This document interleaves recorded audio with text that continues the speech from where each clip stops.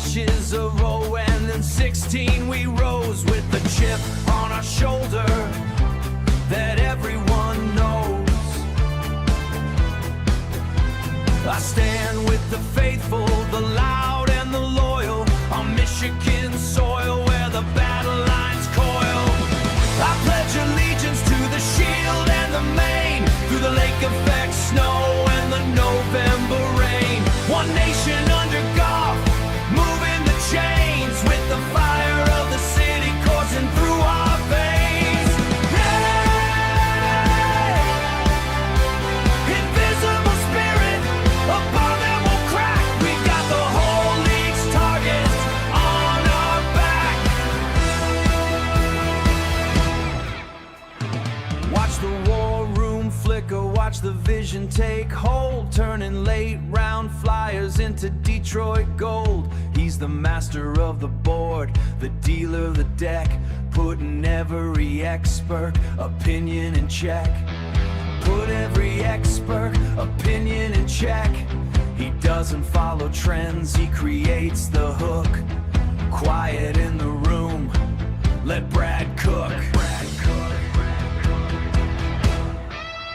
To the trenches we swear, where the dirty work's done, where the game isn't played, it's physically won. I promise to roar till my vocal cords fray, to believe in the homes and the Brad chosen way. We don't want the flash, we don't want the glitz, just the hunters who thrive in the heart of the grit.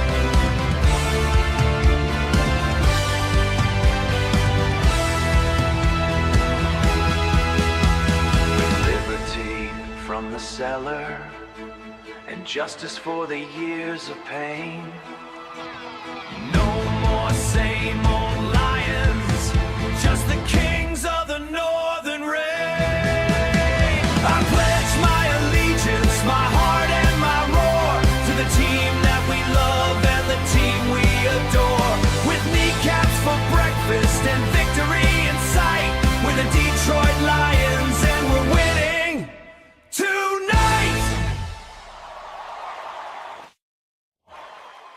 All right. Hey, good morning, everybody. Welcome into the Rise and Grind Morning Show. Sorry about the very long delay there. I have audio issues. I don't know if it's fixed, and I don't know why. But appreciate you guys waiting. I'm sure we'll get a lot more people in here in a little bit. Today, we're going to review draft grades and I guess our overall thoughts on the draft. We'll kind of review the UDFAs, all the players we brought in through the draft, and just kind of give our opinion on it, if you will.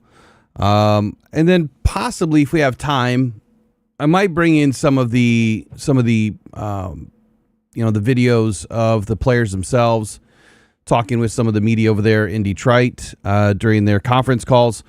So we'll try to get to all of it, and we'll probably get to half of it, but it is what it is. NFC North, how did they do? Where did they rank? Where do they stack? Who got better? Who didn't? I think it's anybody's gamble right now as far as what's about to happen in the NFC North. I will say this, man. I predicted that the Lions would win the Super Bowl this year. I feel like it's going to be tainted, and I'll explain why in a little bit. But then again, if they don't win the Super Bowl this year, well, then I think a lot of people are going to be tainted. But all right, let's get it rolling. I'll be right back here in just 15 seconds.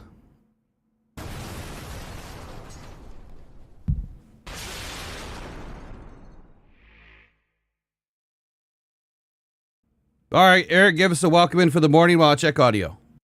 All right. How's everybody doing this morning? What do you guys think about these grades for the Lions? I've seen as high as an A- or an A, all the way down to a C+. So I'll tell you guys where I hit. I'm not at the top, and I'm not at the bottom. We'll get to that when we get to grades, yeah? Yeah, I'm somewhere in the middle, but I'd love to know where everybody's thinking. What are you guys thinking? That was the question of the morning, wasn't it? I don't even know what's up there anymore, honestly. You had a poll this morning, and then, hey, we had a super chat. A $20 super chat this morning to start the show from John Desage, who says, 16 months a member. This is my favorite channel. Love the chat and the show. Appreciate you, John, man. Awesome. 16 months. That's a long time, brother. You've been around for a while. And so I really appreciate you. Big time supporter of the channel. And thank you, man. Thank you for the super chat this morning. My audio seemed to sound okay. I don't know why it's just really narrow over here. We'll get rolling. I got to get a couple of things organized. So right off the get, let me just kind of give you guys I'm sure you've all seen this already. You know who's here. But let me give you just a quick rundown of who's in the UDFA market over the weekend. Lions brought in quarterback Luke Altmaier, tight end Miles Kitzelman, guard Melvin Priestley, edge Eric O'Neill, edge Anthony Lucas, defensive tackle Aiden Kenyana, linebacker Eric Hunter. I got a lot to say about Eric Hunter. Cornerback Deshaun Rucker, and defensive back Amaris Brown. So Lions have signed at least 9 so far. I might have missed one since, I don't know, about 9 p.m. last night. So if there's some new ones, we'll try to find out throughout the show. But I got to tell you this, man. Eric Hunter, he got $175K guaranteed, but Eric Hunter is an absolute stud. I've already reached out to try to get in touch with his agent to see if I can't get him on for an interview. HBCU Pro Day product. Obviously, the Lions were there. This guy's a stud. If there's any UDFA right now that I'm going to say is going to make the squad or have a really high probability of making the squad in a very tight roster, it's Eric Hunter. This guy is, he's a pick artist. He loves to run and cover. I think the best thing about his game is how he fits in the run. More to come on Eric Hunter. I promise you, I'm going to dig into this guy. I'm going to find out everything about him because the limited amount of tape that I've watched already, he could be the third best linebacker on this roster right now. Right now. And yes, that is ahead of guys like Jimmy Rolder. He could be better than Jimmy Rolder right now. Super fun to watch. I believe out of Morgan State, if memory serves me. Right this morning. Eric, any of these UDFAs pop for you? Is there anyone you were excited about? Let me go back to my list here. Yeah, Luke Altmaier. We have a quarterback behind Jared Goff that's not named Teddy Bridgewater. We have our developmental quarterback, so everyone can chill out on Brad Holmes now. Yeah, I'm not that excited about it. I mean, he's not a developmental quarterback. He's a UDFA. He's going to come in and compete. He's a camp arm for right now. I mean, if he lasts, throughout camp and he gets an opportunity to come back out of the practice squad, I would say that's probably where he's going to rest. But I still believe the Lions are going to go out and get a quarterback next year in a quarterback heavy draft class that it's expected to be. Luke Altmaier, man, I haven't even really dug into him a whole lot outside of the fact that I know he played for Illinois, and I don't even know his height. Like, what's his height? 6'2", 205. He's barely there. He's barely there. Well, this is what I'll say about him. What if he comes in and he's like that quarterback that we brought in that we thought was going to be nothing and ended up being our QB3 a couple years ago? What was his name? He was really good in camp and everything. God. You're talking about in the last 5 seasons, 6 seasons? Yeah. It was like year before last, before Kyle Allen. Martinez? No. The other. Martinez is the only one. It wasn't Kyle Allen. Martinez is the only one that I can think of that was any good that ended up going to another team and has actually played a few snaps. This guy didn't go anywhere else. He was only with us. I'm having a hard time. Big Papa says, well, you seem like you're in a bad mood over the recent draft. Nah, not at all. I think it was a great draft. Jake from State Farm. That's it. Jake Fromm. Oh, you Jake know. Fromm, but he wasn't a UDFA, was he? No. But he came into this team as an absolute nobody. We're like, who is Jake Fromm? And then he lit it up and actually had a chance to stick with the team. So you never know. This Luke Altmaier. Yeah, but Jake was already in the league. Yeah. It's not really comparable. I know. So Get there though. Anyway, But he played a total of 35 games. I'm gonna- 293 attempts. Let's see. 12 touchdowns. Doesn't look like he was a full-time starter. So to answer Big Papa here, there is no way I would be unhappy about this draft. We got an offensive lineman. That was the most important thing to get out of this whole entire draft, and hopefully to find some sort of a linebacker that can be better than Malcolm Rodriguez, and we might have found that. The only thing that I would say is Brad went overboard with edge. We brought in a lot of edge. And what I was saying about being tainted this year, I expected us to win a Super Bowl. So now if we win a Super Bowl, everyone's going to say, oh, see, we needed an edge. So when we don't win the Super Bowl this year, then I want to hear everyone tell me how we still need an edge. That's what I can't wait for. But like I said last week, it's going to turn towards Goff. Goff is going to have the target on his back, and that everything's going to be his fault when it really never has been. So if there's anything to be upset about, it's that this draft class sucks. That's it. And it not so much for the Lions, but the draft class sucks overall.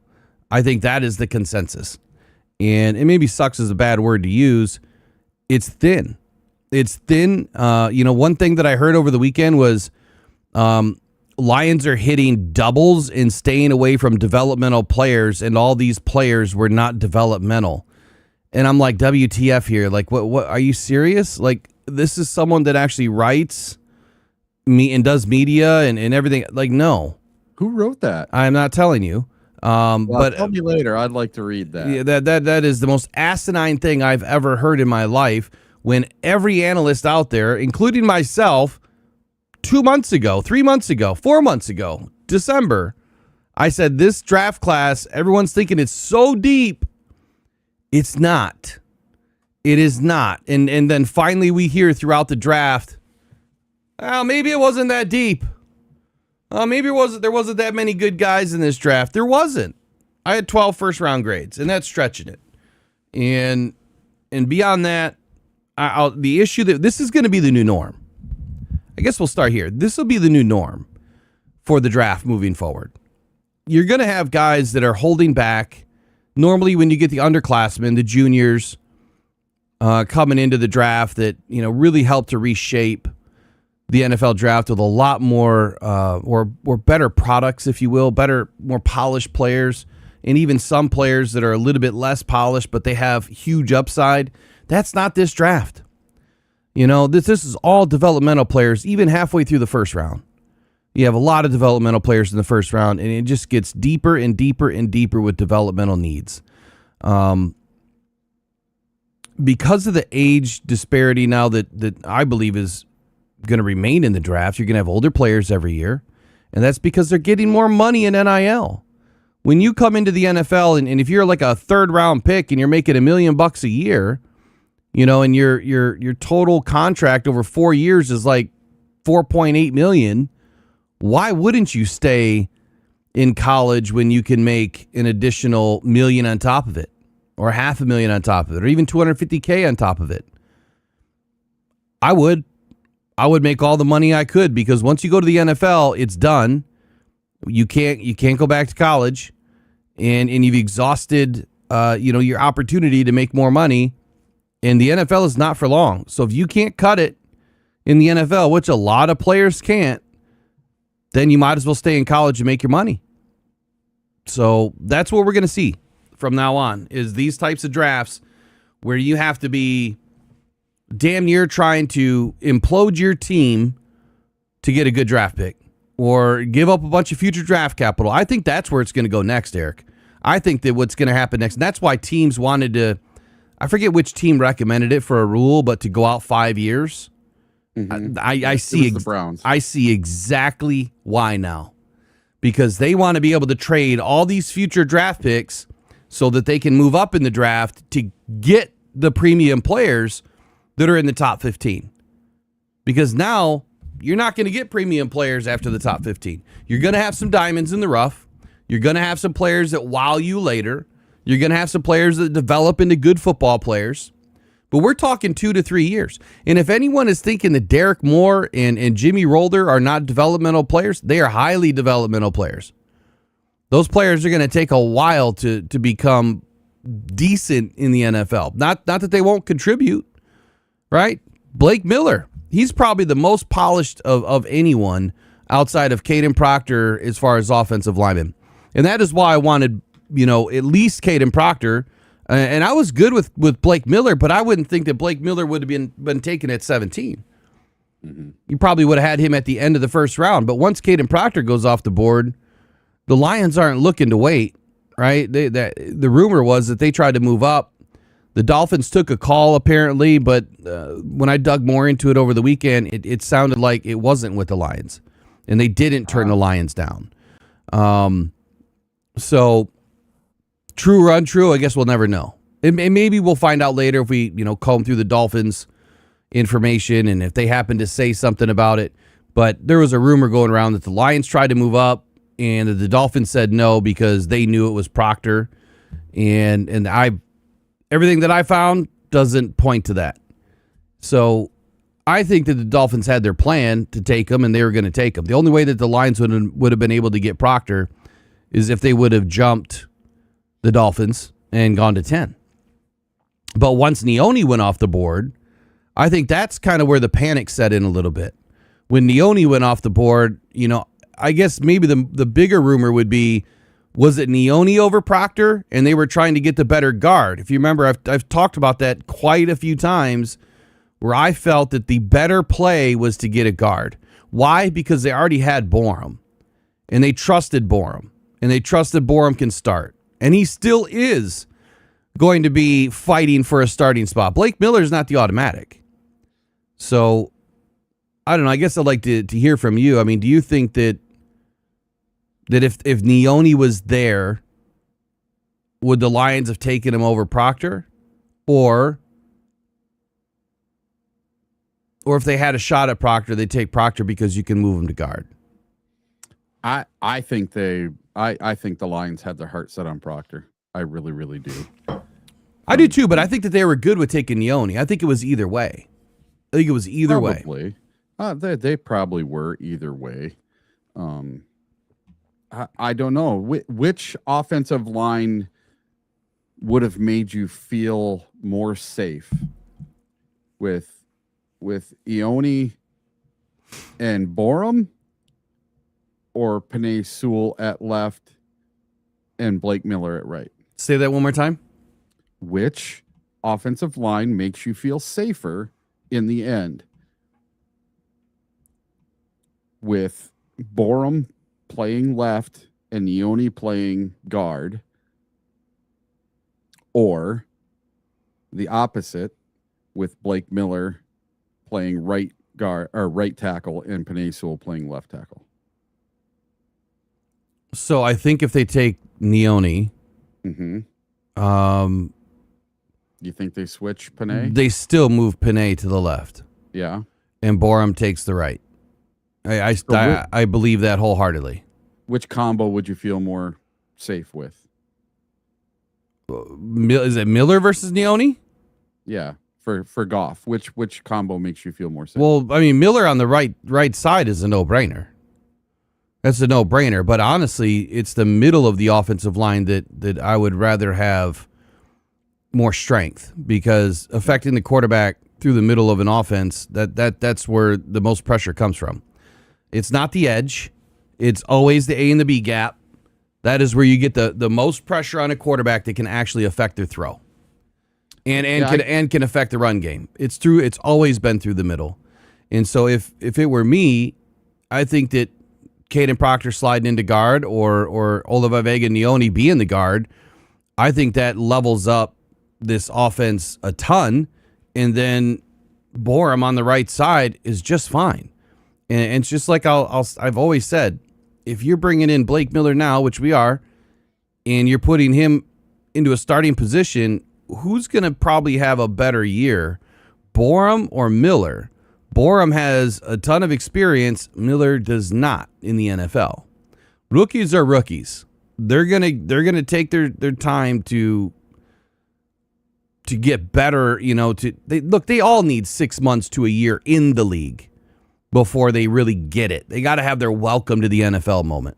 They need some snaps. They need to see some things, because going into the NFL, you haven't seen all the games and you haven't seen all the twists and the stunts and all the things that these defenses do these days.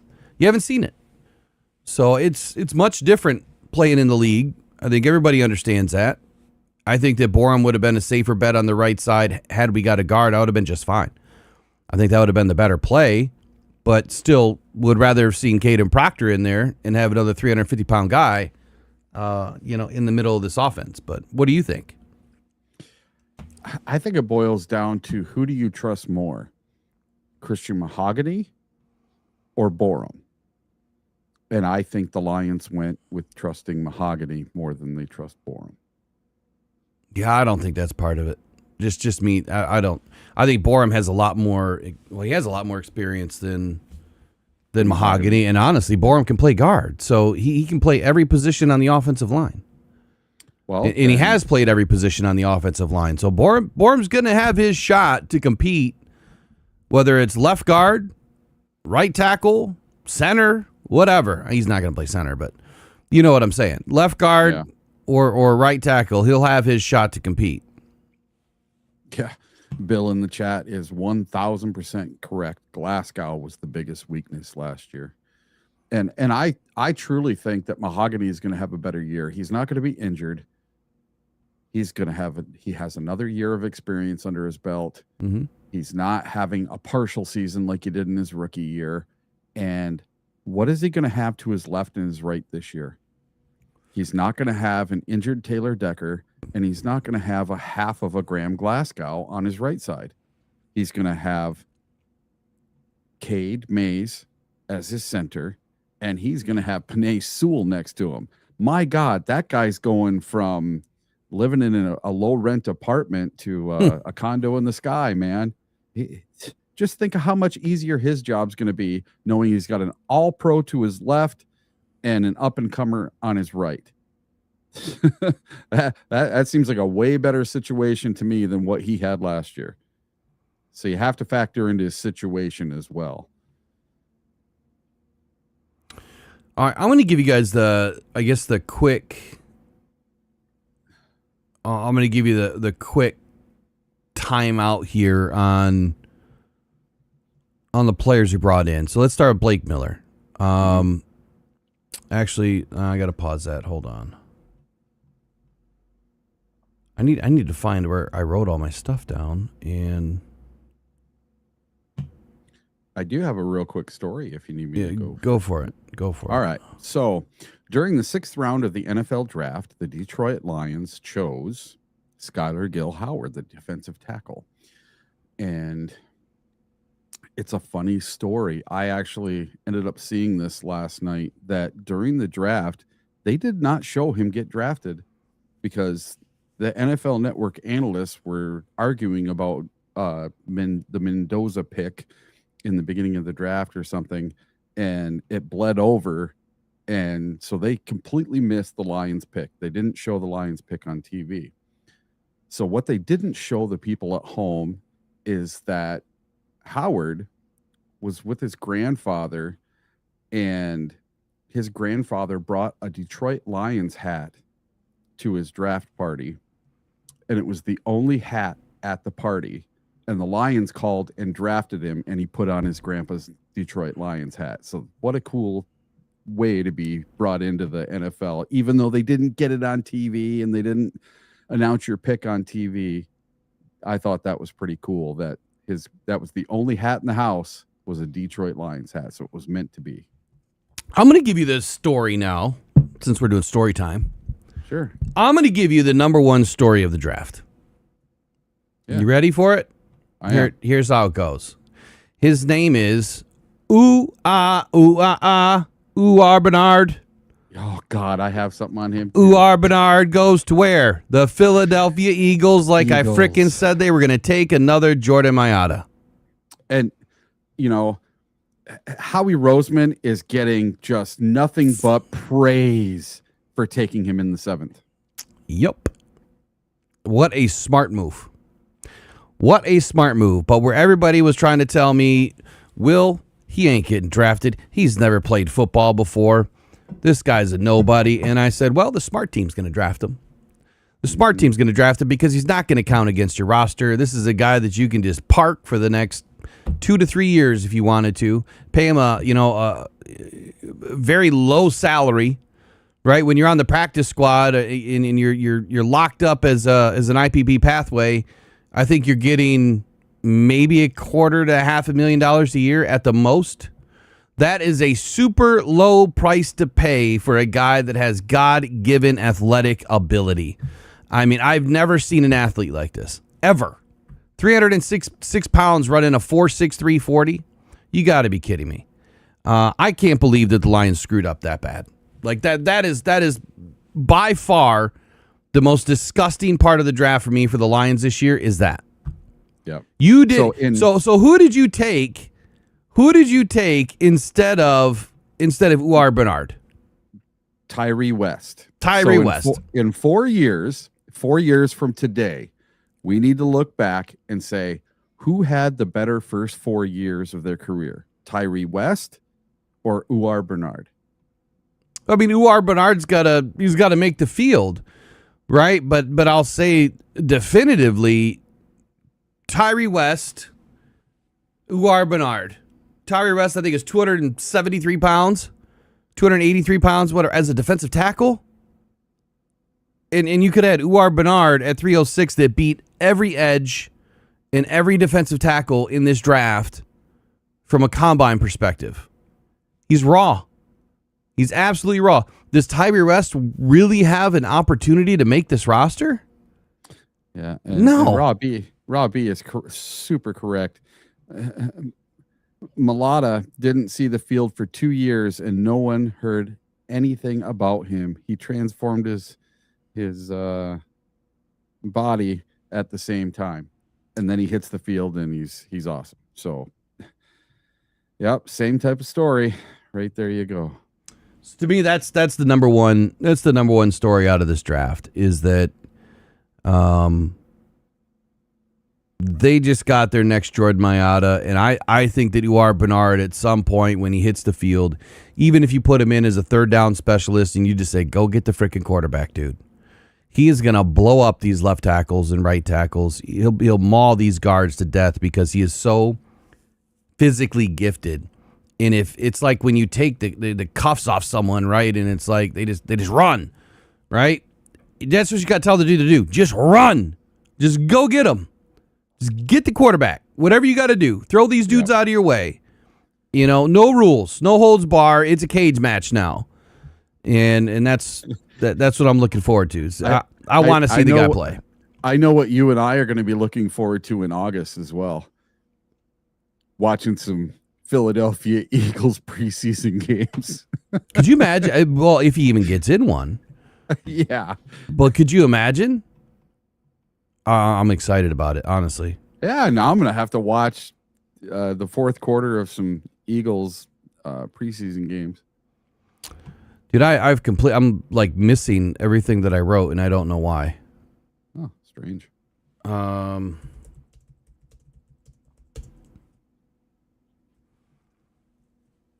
on here.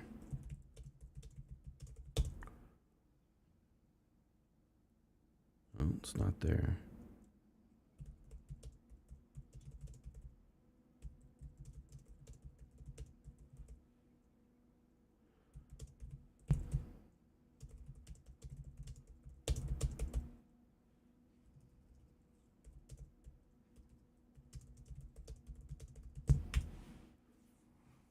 All right, let's just start with the grades. I'll come back to this. I've got some articles coming out. At least I know I saved one for Blake Miller. It's done. It'll go out today after the show. I'm going to try to do all of them with a video. That way I release them all at the same time. I took the day off yesterday. Had some issues here with whatever. I don't know what's going on here, but I don't know. Maybe I hit something outside. Got my yard in shape. I swear my lawn was like 2 feet tall in areas. Anyway, let's take a look at some draft grades. I think that before we get there, your new theme song talks about lake effect snow. Mm-hmm. Yep. You like that? I had to get that. I just had to say something about that line in there. Yep. So it's lake effect snow in the northern rains, and it's supposed to be REIGNS, the northern rains. So the song, I totally forgot to talk about the song title. I'm glad you brought this up. So I'm doing it's still not complete. That was the first edition. I shared a few of them with some of the member mods and in the member chat. But Kings of the Northern Rain is what I called it. I wrote up all the lyrics yesterday and then started to put it to AI to help me create a song. So Kings of the Northern, REIGN, right? We are the Kings of the North. And then I was thinking, Northern Rains, because we have some shitty weather here in Michigan. And so it just kind of worked. And so it's a twist on the Pledge of Allegiance and pledging your allegiance, obviously, as a loyal Lions fan. I even put in there the Blue Crew, if you heard the Blue Crew in there. And the new recapped or the new rewritten version is a little bit different. My favorite part of the song is where I'm talking about Brad Holmes and how he put every expert media, every expert media opinion in check. He puts every expert media opinion in check. And then it's like quiet in the room, let Brad cook, and I think he's done an excellent job. Look, I think the Lions did an excellent job in this draft. I do. This is a draft where, there's not a lot of talent in it. I think that the consensus has been fairly nice to the Lions. The consensus grades that we've seen now over the last couple of days. I think Brad gets an absolute B+ himself for this draft. There's some players that I would have taken instead. There's some players that I felt that he reached on. But if he was convicted about his player, then he was convicted about his player. And I'm not going to discredit that, other than I think, taking more at 44, you probably could have got him at 64. And you probably could have backed up and maybe added an extra pick in the third just by backing up a little bit. And you probably still would have ended up with more. I'll get into him in the article, and then with Rolder, same thing. I mean, that one kind of fell into your lap there. And I think Rolder is obviously a big developmental project, but at the same time, he fits a need.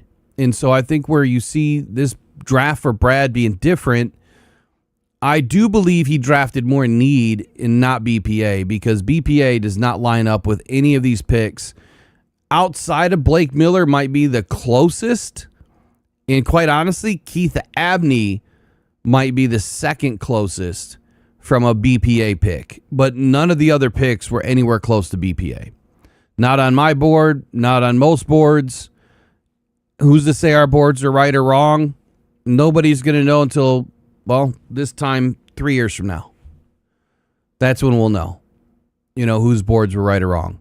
CJ Allen, just talking about linebackers here for a moment. CJ Allen, I was completely convicted that he was not a first-round talent. And then I watched some more film, and I'm like, okay, as a middle linebacker, he could be a first-round talent. Definitely not on the outside. And so I ended up putting him into my conversation for first-round draftable guys. Well, he definitely didn't go in the first round. And he went exactly where I thought he was going to go. So I should have stuck with my gut on a few of these, but, I changed things up in the last 24 hours because this draft just was difficult. It was extremely difficult. By the way, Eric won the first pick pool of the year. You got 33 points. Whoa. I had 29, and like 5 of us had 29 points. I think I came in 4th. The way I figured out how they grade it. Now I understand how they grade it, and that's not going to change how I draft next time. Yep. But the way that they grade it is if you get the player right in the first round, you get a point. If you get a player, but it doesn't go at the right pick, but it goes to the right team, you get a point. If you get the player to the team and the pick, you get 3 points. So you had one more player that went to the team right. That's what it came down. That's what it came down to. And that's because I did not take Bailey. You want to know? That's why. You want to know what that tells you? That just tells you that any idiot with a couple of darts can hit the dartboard once in a while. I mean, 33 points. It's still like, what is that? That's 1/3 of the amount of points that you could have got.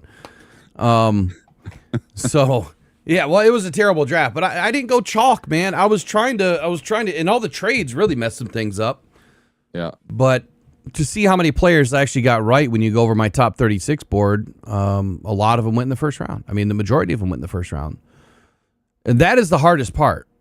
The hardest part is trying to figure out who even has a first round grade on these guys. And the craziest thing is, into day 3, you still had, 4, 5, 6 guys that were, 6, 7 and up, 6, 6 and up grades that were not drafted. That's the shocking part. So a lot of us missed on those, and that was based on the SIS board. But I didn't do 300 players this year either. Yeah, because there was 2 of them that just didn't get drafted. Period. I don't remember. Now. It was nuts. But I mean, I love the rumors that come out. Like someone put out that the Lions were linked to Jermod McCoy. And I think y'all know who wrote that. Yeah, that was never a thing. It was never a thing. Oh my God. They had until the 4th round to take the dude. And then they had plenty of options or opportunities to take the guy. And they didn't take him. The only things that really made me scratch my head in this draft were Brad Holmes's trades.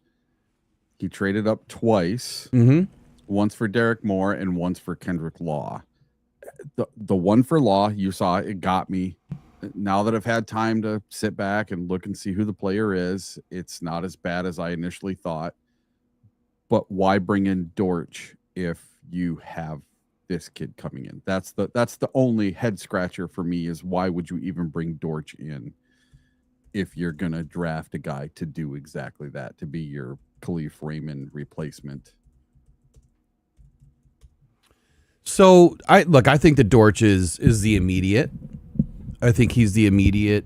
I apologize. You guys are going to see my mic arm this morning. Like I said, I got some issues with audio, so I've got to have this thing really close to my mouth today. I can't even move. I'll work on getting that thing fixed tonight. Talking about Dortch, yeah, they brought Dortch in obviously to replace Khalif Raymond, and I do believe that when you look at Dortch right now, man, we haven't even gotten to grades yet, huh? When you look at Dortch right now, I think he's a player that kind of comes into Detroit very close to what Khalif Raymond came in, or when Khalif Raymond came in, and kind of where he was ascending, or where his trajectory was.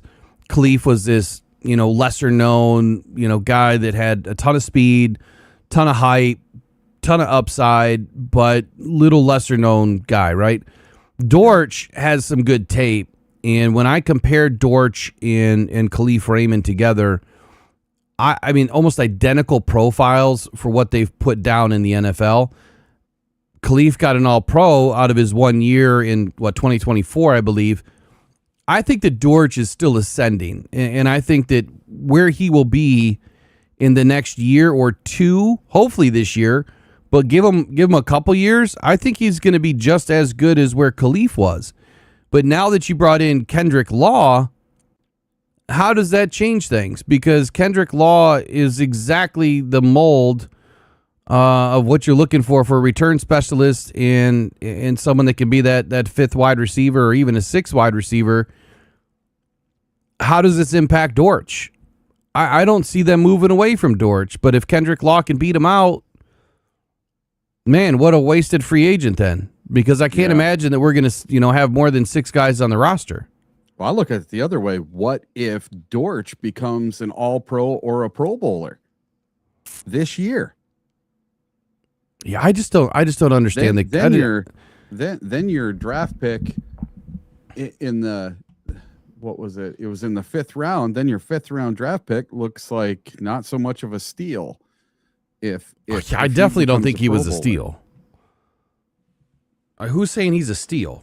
I don't know. A lot of people. I have seen a lot of it that, that's a steal. That's our replacement for Khalif Raymond. I'm like, we already have a replacement for Khalif Raymond. That's the one pick. Well, no, that is the mock there, yes, to Khalif Raymond, but I haven't heard one thing about being a steal. Get on social media.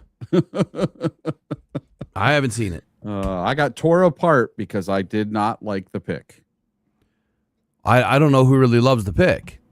Yeah. That's just nuts to me. When I look at Kendrick Law, he is on most boards a 5.9, and he would have been 1, 2, 3, 4, 5, 6, 7, 8, 9, 10.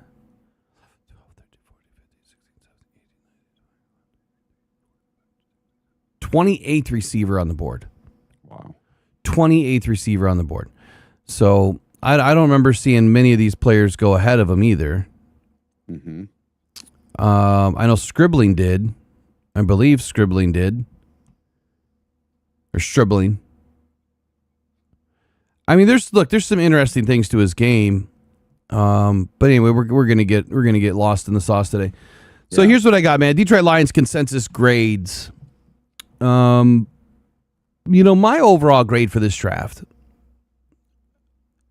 it's kind of twofold. I think Brad did as good of a job that he could do with what he had available. I was surprised that there were less trades, honestly. I felt that he had an opportunity to move up and do some things that could have helped this team out, especially where some of the players lined up. And then at the same time, I think that he could have moved back and could have helped this team out with maybe a couple of different picks in the 3rd round. I think that when you look at the players that we brought in and you look at the roster, which we'll be predicting, I believe tomorrow is predicting the roster, I don't see all these guys, having an ability to make the roster. The roster was already tight as it was. And if it's not as tight, then I have a lot of questions. I would say the 2 biggest failures for me out of this draft, there was 2 major failures. One, you didn't get a safety early in the draft. And I'm just going to take Brad Holmes' quote about Kirby Joseph. Let me find it real quick. Make sure I get it right. He had a quote in the post-draft press conference, and he says, on injury status, quote, "I feel like they're both trending in the right direction." He was also asked about passing on a safety, where he said, quote, "It wasn't that we intentionally didn't draft a safety because we feel good about them," Branch and Joseph, "but it, being the draft board, just didn't line up. Just like it hasn't lined up at other positions in the past. We didn't ignore it." And I feel like or think that this is a cop-out by Brad Holmes. Yes, you're going to hear me be negative against Brad Holmes. I do it every once in a while when it's needed, when I feel like it's warranted. And in this case, I've heard this same crap from Brad Holmes for 6 drafts, that the board didn't line up. Brad, you have a due diligence to make the board line up. You don't just draft BPA. You need to draft BPA at the best available need on the board. And on the board, it should have said safety in every single round. And you should have taken the best safety that was available in one of those rounds. And it should have been early because the cliff of talent completely fell off in edge after about pick 40. So I don't buy into it. I'm not going to buy into it. I think that this is more about, well, we don't want to look, we don't want egg on our face because we signed Kirby Joseph to a massive deal and we think he's going to be okay. And our doctors are telling us he's okay. And then something's going to happen. Well, it's not our fault. Doctor said he was all right. So, yeah, but now, Brad, you're going to look dumb because you didn't draft a safety. So what's he going to do then if something happens with Kirby? He's going to have to go in either trade or do something in before the trade deadline, or maybe he'll trade soon, the next couple of months when they start running around. And if they see that he's not out on the field, then I think that tells you what's about to happen. That maybe that there will be a trade for a safety. I hope not. I hope that Kirby's okay. Look, I want the dude to be okay. But I'm going to be the first guy jumping on his throat because I told y'all we should have traded him after he had his crazy interception season. That would have been the best time to maybe get a first-round pick, probably a second and a fourth, maybe a second and a third, and how much that would have helped you in this draft. I still don't know what the hell happened with Emmanuel McNeil-Warren. I have no clue on how he dropped so far. I haven't heard one thing. I haven't seen one thing where it says that there's something wrong with his profile, that there's something wrong with his body, that there's something wrong with his mental. I don't know. Or legal. I haven't seen one thing. So I don't know how the tape lines up for so many people, but not Brad Holmes. That the board didn't line up. And I don't care if it was EMW. It could have been Dylan Thieneman for all I care. It could have been Caleb Downs. It could have been Wheatley. It could have been Halsey. It could have been Kilgore. I mean, there's so many names that were much better, giving you a much better opportunity than what we have right now. And then, of course, in the UDFA market, he goes crazy with corners. And edge. And edge again. And a couple of linebackers. And then the slowest tight end in the draft. And that's the second part. That's the second biggest failure for me in this draft is tight end. Right now we have, bad neck Brock and bad back Laporta. Two of the most important areas of your body that players suffer with long-term injuries from that ruin their careers. And we don't have any definitive answer right now on what's going on with either one of those players. Not that we're allowed to have that, right? That's up to the team and the player. But I think that none of us should feel comfortable about the fact that both of those players are going to be healthy this year. So there's 4 players that you shouldn't feel that very comfortable about. Laporta, Kirby, Branch, and Brock. Now, Brock should be back, right? Haven't heard anything super negative. Brock should be back, but he's not our offensive, weapon, right? He's not a chain mover. He collects like 20 catches a year. He has a few lucky first downs, maybe a lucky touchdown here or there every season. That's it. Laporta is vehemently a 60 catch guy a year that can put up 800 plus yards and rack up 10 TDs, or was, and we don't know who he's going to be. So tight end for me, and I haven't gone through and looked at, the draft. We'll probably do that throughout the week, right? When I regrade, redraft, all that stuff. I want to know where the tight ends were taking in and around our picks. Like, did we really need Keith Abney? Was there a tight end sitting right there that you could have taken? Probably. So those are my biggest knocks on the draft for Brad Holmes. But I'm still giving him a B overall because this draft was not that great. And for him to bring in the players that he did, I feel like those players are still good players. Now, in the back end, 6th, 7th round, obviously, they're 6th and 7th round players for a reason. You know, I've said it time and time again. 3rd round picks hardly ever start. 15% of them barely ever play in the NFL. They play special teams, but they never start. And so that should at least make you understand that even though you drafted a player, that doesn't mean, 1, that they're going to make the team. 2, it doesn't mean they're going to be any good. They're all developmental players. And in this draft, more so. So that's my quick take on how the draft went. My 2 knocks. What do you think, Eric? Well, I give the Lions somewhere between a B- and a C+. I'm not going overboard saying they did something so super great. And there's a couple of reasons why. So if we look in the 2nd round, the Lions moved up from 50 to 44 to take defensive edge Derrick Moore from the University of Michigan. Now, if you look between pick 44 and pick 50, only one edge rusher goes off the board.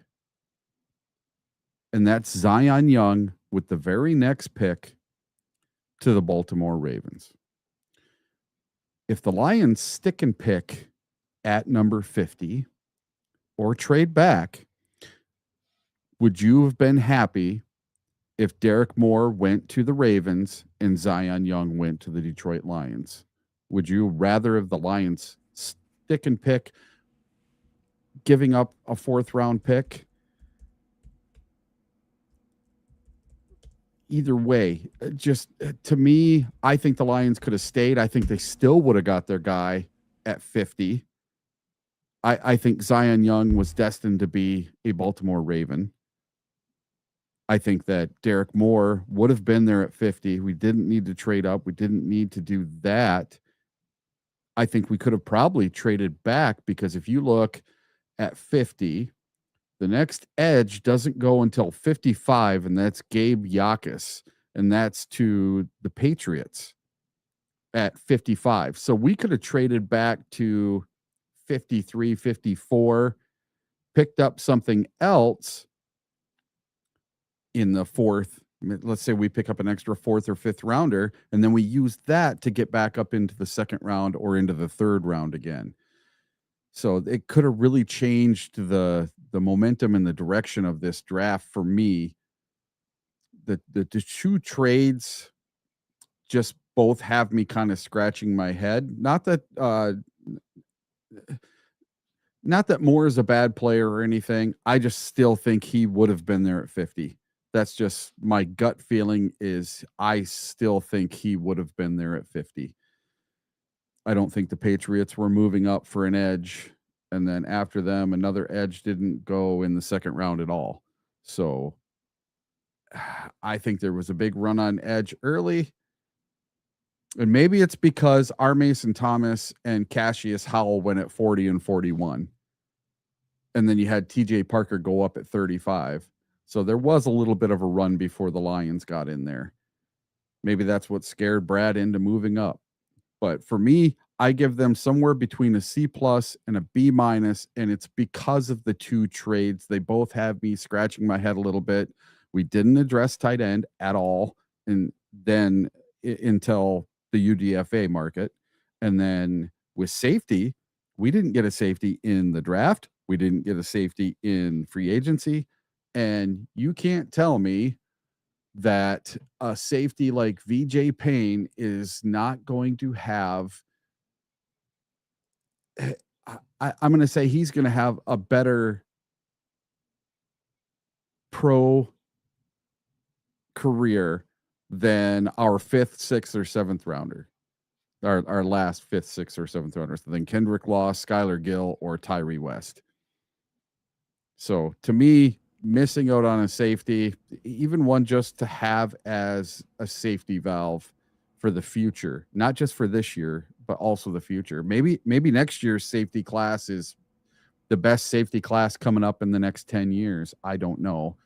But for me, I give them somewhere between a C+ and a B-. I'm not going to give them an A. I'm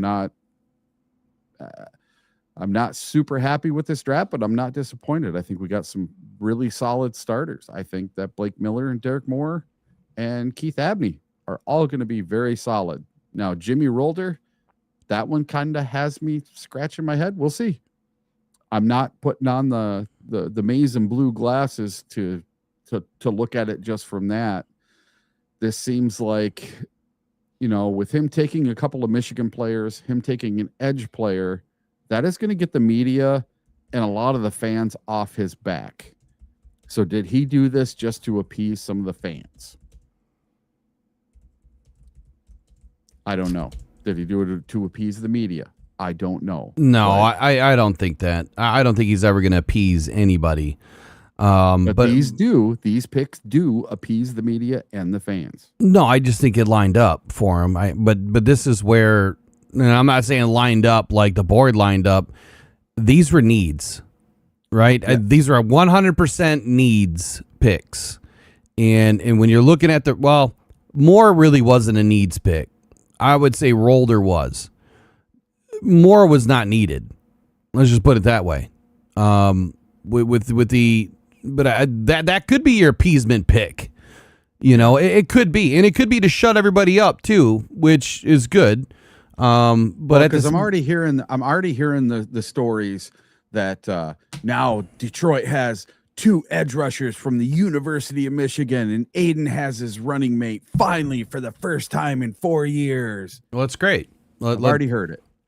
That doesn't mean shit. It means nothing. It means absolutely nothing. They still have to produce. At the end of the day, when you look at Moore's profile versus any other profile out there, it's not a profile that is stunning. It's just not. 1 year of production is not stunning. And you can miss me with the whole 2023 championship. I'm sorry for all the University of Michigan fans out there, but y'all cheated in that one, and y'all know it. Like, the consensus board on that one is that championship was not won. And that team was good. You didn't need to do that for that team. Like, that team was good. And I will always say that. It was a great team. It reminds me of the one team with it was with Aiden. It was Aiden's class. That was another really good squad. Like, you had a lot of 5 stars on that team. And that's why I feel like when you look at certain player profiles, what they did in college doesn't always line up to the NFL, because when you're on a team that is loaded, that means that offense, especially defense, that offense that's looking at your defense, they have to pick everybody up. They can't leave anybody open, right? And so when you have all of these players that are good, that always opens the window for somebody. And so sometimes you have a lot more production when normally you wouldn't if you were asked to do more. See, when I evaluate players, I look at the whole scene. I don't look at just that player. I look at all the players on that team, and I ask myself this question. If this player was asked to be the guy, could he be the guy? When you look at a team that is loaded, you're not asking that guy to be the guy. You're asking that guy to fit a role. Everybody can fit a role. But if you are asked to be the guy, then you have to produce like the guy. And that usually doesn't happen. So it's just a different level of evaluation for me. It puts me into a totally different tier of ranking and evaluating. And look, I'm still young at doing this. It's only been a few years that I've really been doing it at that kind of a level. And I'm getting better and better and better every year. However, when I look at, players like Moore, I just don't see where he could be the guy. So if something goes down with Aiden, he's not going to just be the guy. He's going to get erased on double teams. He had struggled against a tight end in one of the plays that I watched. It might have been one of the plays that they even showed on NFL Network. He was locked in on a tight end, couldn't get free, and just ended up pushing the guy into the running back. Now, I like that play because he was using his head. And when he couldn't disengage, he did something else to affect the play. So that's smart, right? So I love the FBI on that play. But not being able to disengage from a tight end, not being able to erase the tight end out of your way, that's concerning to me. But I still have 4 hours of tape that I'm going to end up watching on the guy. and we'll see what I come up with here in the about a week or so, as I continue to do all these. So I'm going to put out my player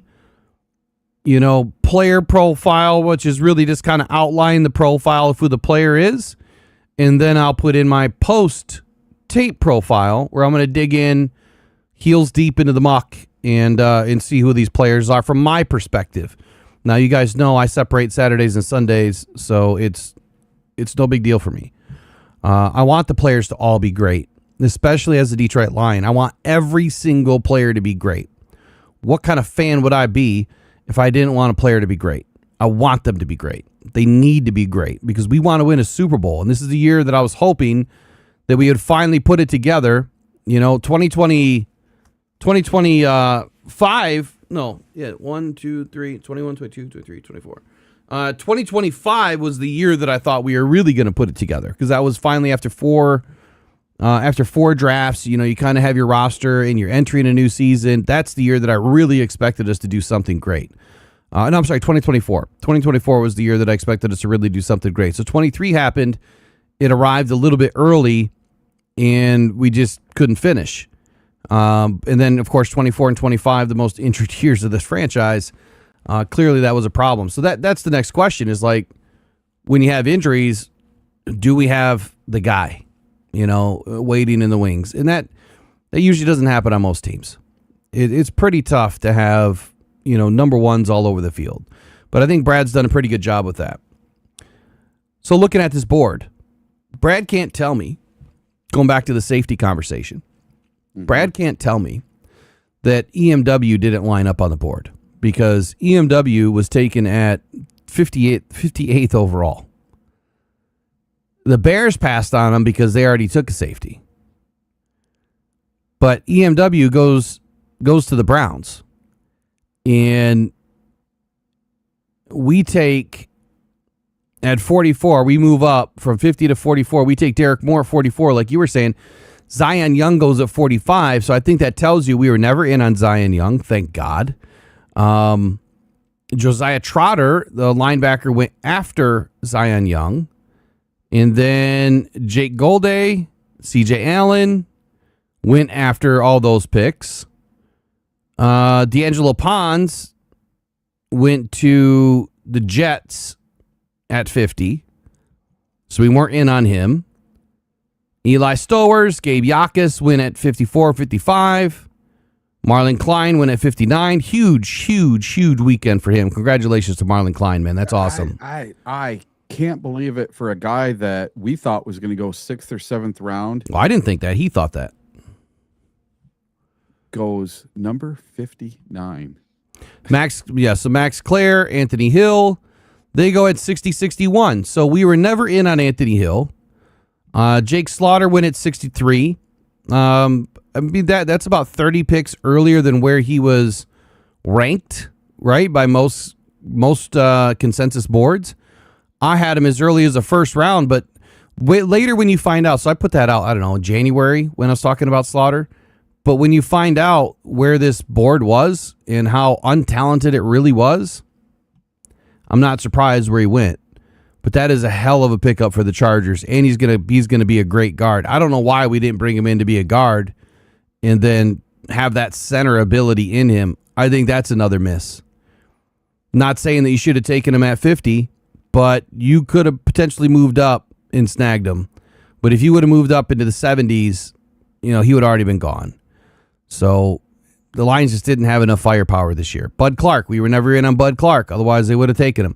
But again, you can't tell me the EMW and Bud Clark go after pick 50, and we don't take them. We don't take either one. No safety. The best tight end, the best tight end goes to the Rams. Yeah. Now, how did Marlon Klein go before Max Clare? That blew my mind. I don't know. But I'll tell you this. Here's why Brad moved up. Here's my thought. When we think of what happens in a draft, things usually go in multiples, right? When you start to get a little bit of a run, it'll happen at a certain point in the first round. Usually it's somewhere between like 10 and 15, run will start. And it could be a run on receivers. It could be a run on offensive linemen. It could be a run on whatever, right? Same thing in the second round. At some point, you're going to have some runs. And no, I'm not talking about bathroom runs, but hey, that happens too. R. Mason Thomas, Cassius Howell, they go 40-41. And so at that point, Brad's ears are probably perked up thinking, if we're looking at edge and if we're looking at linebacker, it's about to happen. Well, two picks later, Jacob Rodriguez goes at 43 and Brad's on the phone. The rumor is they wanted Jacob Rodriguez. They didn't get him. And so now they move up to 44 to take their next best player on their board, which was Derrick Moore. So they were going to go linebacker. They switched to edge because that's who was on their board. How do we know that? Well, all of the rest of the edge go after them, and all of the rest of the linebackers go after them. That's how you know that. So if they wanted a linebacker still at pick 50 after Rodriguez goes, then they would have taken a linebacker, but they didn't. They went edge. And then right after we take Derrick Moore, goes Zion Young, and that would have been 4 edge in 6 picks. So there's your run. That's why he moved up. So you had three edge go, including the Lions, inside 5 picks. So, and then you had another edge go, TJ Parker at 35. So that'd be 7 picks. Was that 7 edge? 1, 2, 3, 4, 5. No, it's 5 edge go before pick 45. So he knew it was coming, and that's why he moved up, because he wasn't going to take the chance on missing out on both. Is my guess and the rumor that Jacob Rodriguez was the better choice there. But at least I know for the work that I put in throughout this entire process, which I bit off a lot more than I could chew this year, and next year to be better. We'll have more people on the squad to be able to add some more work to this, or some help at least. I wanted to get a little bit better with some of these later round guys. I wanted to get more info on some of these later round guys. Doing 50 was enough. I want to do 100 next year, and that'll make us a lot smarter through the third round. Anyway, let's get into the rankings and what people are talking about. Sure. Where's that? What? Yeah, everyone has us at a B right now. So, do you think that the Miami Dolphins swiped us twice? That they took Proctor at 11, then they took Jacob Rodriguez at 43. Say that again. So they swiped us twice. Who? They got Caden Proctor at 11, and then at 43 they took Jacob Rodriguez. They got the 2 players that we were kind of looking at first and second. Did they move up to 43? No, that was just their pick. I mean, I guess you could say that they swiped us, but unless they moved up, then no. If they moved up to jump us, then I would say, yeah, they're. No, I just mean that they twice they took the player we wanted. Well, yeah, I think absolutely with Caden Proctor. I mean, absolutely, without a doubt. Without a doubt, Caden Proctor was the play. Without a doubt. If Rodriguez would have been available at 44, you think the Lions take Rodriguez, or they take Derrick Moore? I think if Jacob Rodriguez is not taken at 11, they probably don't move up. That's what I think. We got to remember that these guys have intel upon intel, right? They have all the insiders, whoever you want to call the insiders, that are doing their work, that are talking to the GMs. All of these players and coaches and GMs, they all have contacts everywhere throughout the league on every single team, right? They know people that know people. They have their inside sources that are in bed, quite figuratively and literally, with Rossini and Vrabel, right? They have intel sources that are telling them, hey, this is what the Dolphins are looking at. This is what their play is. This is who they're going to take. Right? And that's based on conversations. If you read a lot of the mock drafts, if you listen to all the guys that are talking about the mock drafts, they will tell you that based on conversations that I've had with other GMs around the league, this is what they're saying the team is looking to get. Now, that they might say a position, but they may not know a player. So if you get an idea, so just like you do your own research on your own roster, They have a whole division of staff that are doing the breakdown on every single roster in the league. They're doing a board. I don't know if you noticed the board on one of the picks. I forgot who it was, but they showed a shot. They blurred it out, but they showed a shot of their whiteboard. So just like I have this giant 6-foot whiteboard right here, they have a whole wall that is probably 50, 60 feet long that is all whiteboard. And that is a vertical and horizontal for every team. That they are matching out, okay, I think that they're going to do this, and they're going to do this, and they're going to do that, so we're good. We don't have to move. But the minute that they feel like, okay, it's starting to line up that this team's going to take a linebacker and Jacob Rodriguez is the best one available, we need to make a move. That's how they do that. That's why they call it the war room, man. You're literally going to war and trying to uncover the next position, uncover the position of your opposition. That's what it's all about. But no, I don't think Miami jumped us. Or I don't think that they snaked us. I think that they, from your perspective, yes, those are the two players who probably wanted in Detroit. But we'll never hear that from Brad Holmes. He'll never do that to his players. No. He'll never do that to his players. It'll be a smack in the face, All right, UDFAs. Here's the up to the minute list. Quarterback Luke Altmaier, Illinois. Tight end Miles Kitzelman, Tennessee. Guard Melvin Priestley, Illinois. Edge Eric O'Neill, Rutgers. Edge Anthony Lucas, USC. Defensive tackle Aiden Kenyana, Cal. Linebacker Eric Hunter, Morgan State. Cornerback Deshaun Rucker, USF. And defensive back Maris Brown, UNLV. Out of all of these players, I really like Eric Hunter, and the rest of them I'll dig in later. If there's one another one that could be fun to watch here is this DB, Amaris Brown out of UNLV. Let me put him in here.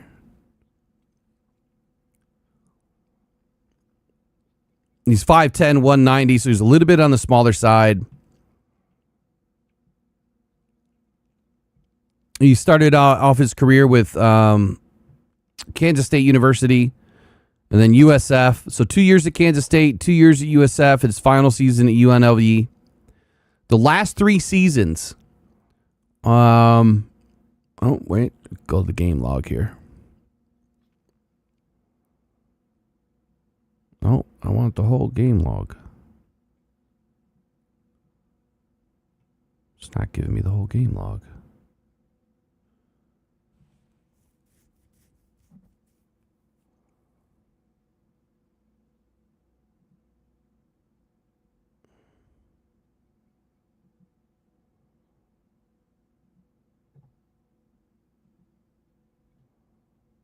That's weird. It's not giving me the whole game log.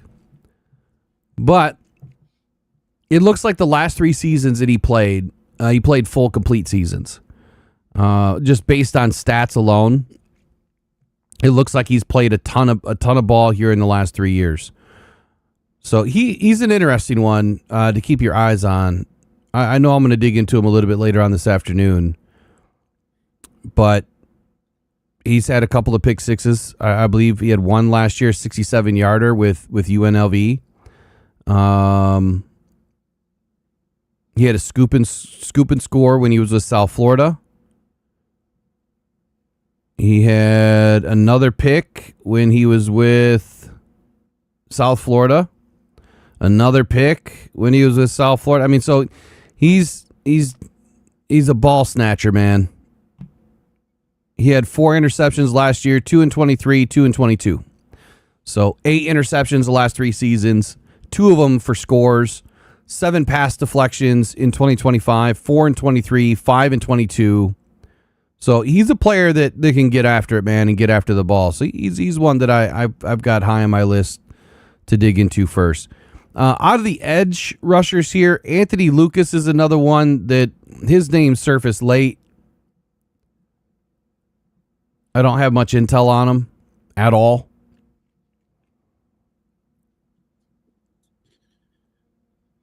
Randall Schraub just brought something cool up that I looked into. Mm-hmm.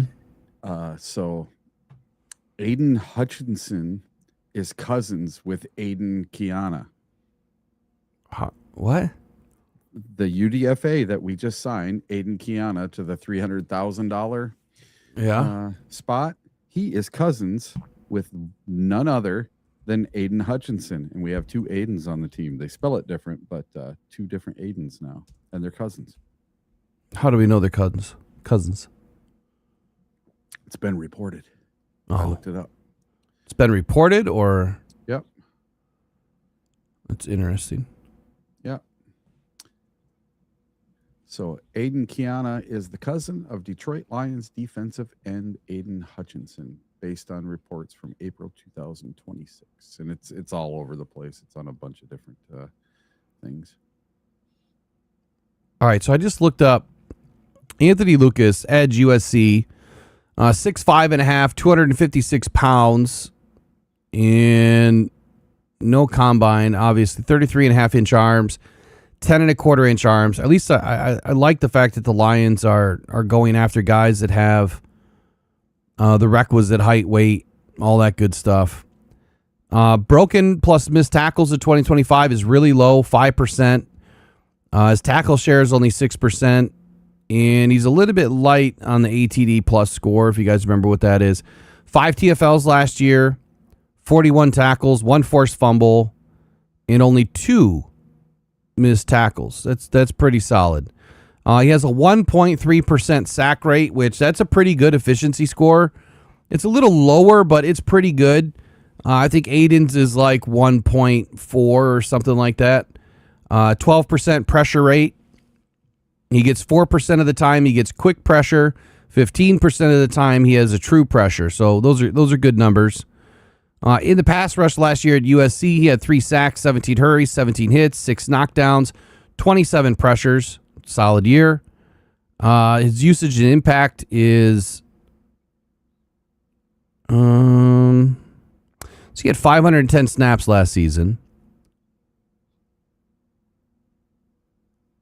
And his TFL EPA minus 12.5. Minus 12.5. And his sack EPA is minus 8.1. So pretty good numbers for the guy. Just has a lot to prove. Projects to be a backup edge rusher in an odd front defensive scheme, and that's what makes this odd. It seems like we keep bringing in players that are more suited to an odd front. And I keep going to the fact, like, are we going to 3-4? Or are we going to a hybrid? Are we going to use 3-4 more? Like, what are we doing? He's an impressive looking athlete, broad shoulders, big hands, wide wingspan. He can be very disruptive in both facets of the game. He has a high cut frame with stiff hips, though, which limits his bend around the corner. While he has the length to be disruptive, his first step explosion is subpar. With good reps off the snap, few and far between as a pass rusher, he uses his length to his advantage with a quality cross chop and hand swipe move to clear the hands off the tackle, and he can generate speed to power with a good runway, which would be wide 9. And he lacks the ability to win around the corner with speed consistently. Against the run, he can set the edge with his powerful upper body and has the length to lock out. However, he does struggle to disengage and locate the ball, getting held up on blocks way too long. He also shows mental errors, identifying blocking schemes, and getting too far upfield when unlocked. On third downs, he can be used in pass rush stunts and has the length to rush from multiple spots. So he is a true versatile type of a player. You can move him all over the place, but the biggest concerns for Lucas are mental lapses, potential overproduction. I never knew that was a bad thing. And shed quickness. But the potential overproduction is getting too high. You know, you hear me say it all the time about Aiden, like he gets way too deep too quick, and then you open up that big D gap and bad things happen. His grades clearly show me why he's a UDFA. But this is something you could park on the practice squad if it doesn't work out initially for him. Did you have anything on any of the UDFAs? Not really, just who they are. knew that Miles Kitzelman was the slowest of the tight ends at the combine.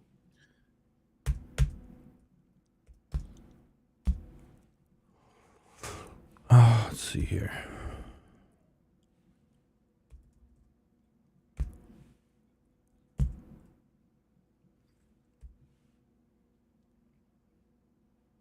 Let me get into another one. The other edge. Eric O'Neill. I'm hoping that I get some feedback from a couple of these agents today to maybe get a couple of these guys on for an interview. All right, Eric O'Neill. Projects to be a low-end backup edge rusher in an odd front scheme again. He has spent 3 seasons at Long Island University before transferring to James Madison for 1 season. And then Rutgers for his final year of eligibility. He is an experienced and reliable player, starting in 47 games over the last 4 seasons. He is a high motor player who gives max effort from the first to the last snap of the game. He lacks the desired size for the position with subpar length and mass to his frame. He isn't overly explosive, but he is a ball of energy that can be a nuisance for blockers to deal with. His most effective pass rush move is utilizing his low leverage to generate speed to power and collapse the pocket. His smaller frame limits his overall play strength and power to set the edge, and he can get caught up in blocks to struggle. He can get caught up in blocks. There we go. Does this view look better when I look this way? Does it look like I'm actually looking at the damn camera for once? His most effective pass rush move, like I said, is the low leverage to generate speed to power. His smaller frame limits overall play strength and power to set the edge, and he can get caught up in blocks and struggle to disengage. However, he has a knack for locating the ball, and he is a sure tackler. That I love, being a sure tackler. 5-year senior, though, 5th-year senior. On third downs, and he can be very effective on stunts and loops to get him on the move and utilize his quickness. So I think when you start evaluating a lot of these players, Eric, what I'm seeing is a lot of the same thing here. The consensus reports on these guys are telling me odd front guys and loops, stunts, twists, games, like that's what they're good at. And when you have, lower than average or, if your mass isn't as good, if your length isn't as good, if your speed isn't as good, like this guy's 6'2" and an 1/8", 247 pounds. He, to me, fits more like a linebacker than he does an edge. Quite simply, it's if you bring in these types of guys, that tells me that we're going to be doing more on the defense, like more games, more stunts, more twists that we don't really do a lot. We haven't done a lot. And so maybe they're going to open it up this year and start to, move these guys around. And I think that does lend some credibility to the types of players that we drafted on the defensive side of the ball this year. Any thoughts? I was reading about the Eric Hunter. I like that there's a couple of UDFAs named Eric, so I was looking at them while you were talking there.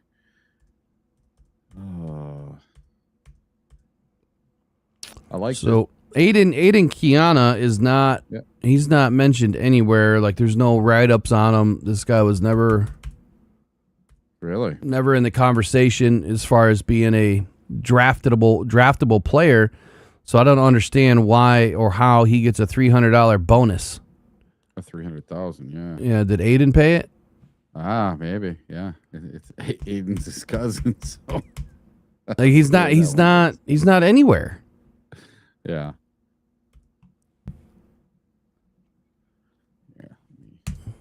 Snag his name.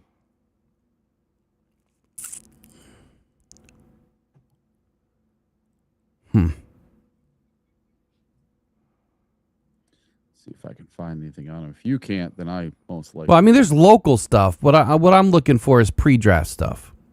Yeah. Yeah. There's going to be local stuff, but I want the pre-draft write-ups, and I just don't see anything.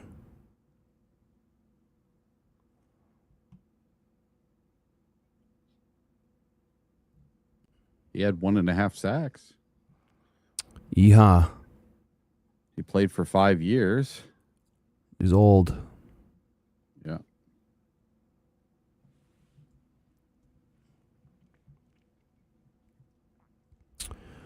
All right, next up. Let's get to Amarius Brown. I know I got some stuff on him too. Who's Amarius Brown? DB. I'm Oh, going through UDFAs first. all right. I found him. I don't have all these guys' names memorized yet.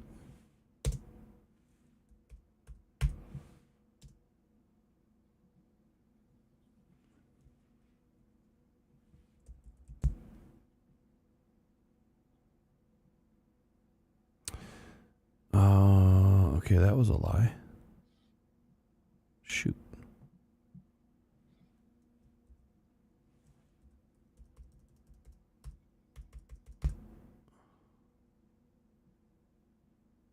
I can't find Deshaun Rucker either. Amarius Brown on ESPN is 5'10", 190 pounds. Had in the 2025 season 35 solo tackles, 4 interceptions, 7 passes defended, and 3.5 sacks. That's not too bad for a DB. All right, I'm going to skip to Luke Altmaier. I'll come back to Brown and Rucker later. I'm going to have to do some more digging for them. I don't have a report on them at all. All right, so Luke Altmaier. We can just go right to his size first. 6'2", 210, 29 and 7/8 inch arms, 9-inch hands, 4'7", 240. I mean, he's not the most imposing guy. Now, last year, Illinois, his passing was a 102.5 overall. Under pressure was a 73. No pressure, a 113.3. Versus man, 89.8. Versus zone, 94.4. His short throwing is where he does his best work, 104.8. And these are pass ratings, right? Deep is where he also does his best work, 103.7. And if you look over the last 3 years at Illinois, those numbers pretty much stayed consistent. He did have a much better year in 24 against the zone. And in 24, he had a much better year throwing over the middle. So there could have been a schematic change there. Not real sure.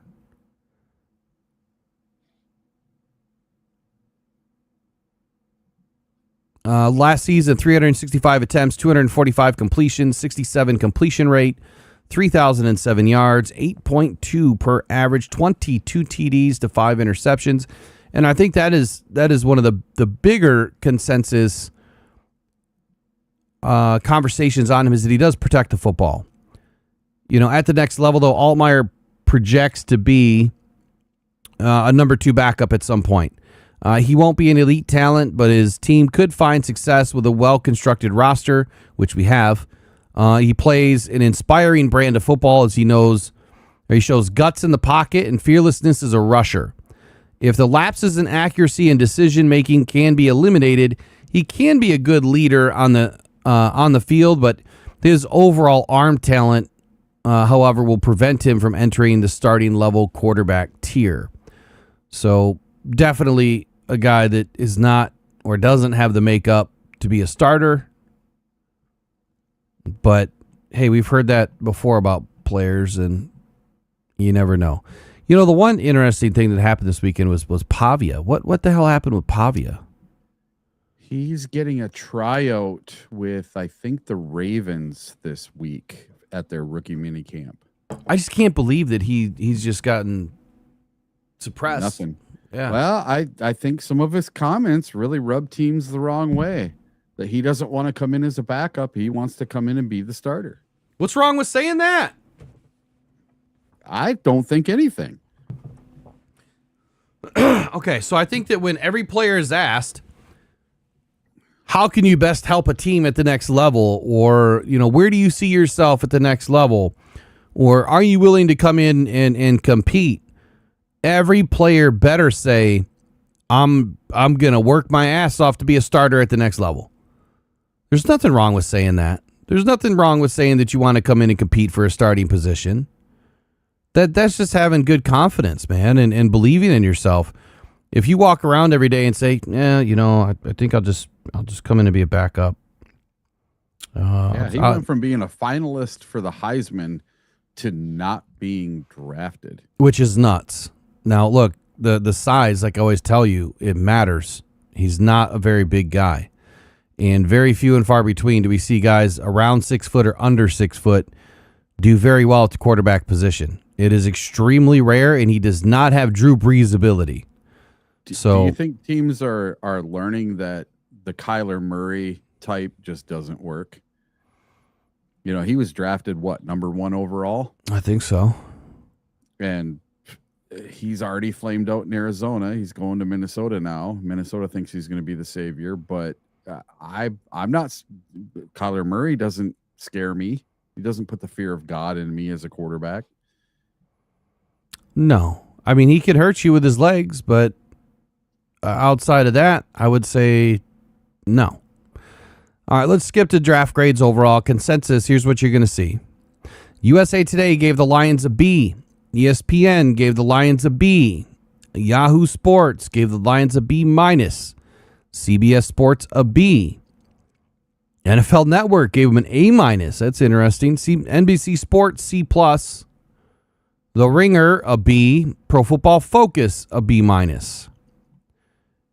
And so far today, Lions fans gave the Detroit Lions a B in their overall grade of this year's draft. Let me give you a few tidbits here of what each agency said.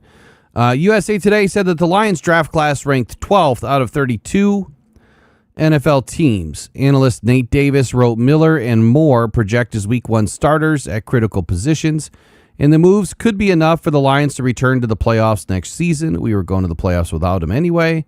Moore, quote, Moore may be a long-term wingman off the edge opposite of fellow ex-Wolverine Aiden Hutchinson, end quote, wrote Davis. It says this year's third rounder was invested in a 2025 trade that netted promising wide receiver 3, Isaac Tesla. In totality, it might be enough to get this team. It might be enough to get a team that will benefit from a last place schedule in 26 back to the postseason. There's no doubt in my mind that the Lions are going to the postseason. And this schedule is not looking that great. So I think the Lions will be fine there too. I think the biggest test is going to be how badly are we going to get screwed with going to Germany and then not having a bye week after we get back. That's what's going to screw us. We don't have a bye week. You know that, yeah? Yeah. We don't have a bye week after Germany. CBS Sports' Mike Renner did not like going fit over best player with the Miller pick, which earned a C through, though he admitted it's hard not to love the pick. CBS wrote that the Lions rebound in the second round by snatching Moore, gave him an A-. NFL Network Chad Reuter loved the Miller pick, giving it an A, and then graded the Lions' day 3 haul as an A as well. Detroit needed a linebacker, and Rolder's aggressive style will endear him to Lions fans. Law is a receiver in a running back's body and should get a look as a returner during training camp. Gill-Howard, who is one of my favorites of this draft, even though it's really late, didn't know who he was, started looking into him, watched some film. I really like Gill-Howard. Undersized, but he stood out at Texas Tech's star-studded defense before an ankle injury ended his season. The Ringer, Danny Kelly, called it a classic meat and potatoes draft for the Detroit Lions. He called Miller a tough and durable right tackle with 54 career starts at Clemson. And Moore is tough and tenacious power rusher who would rather go through offensive tackles than try to get around them. And more often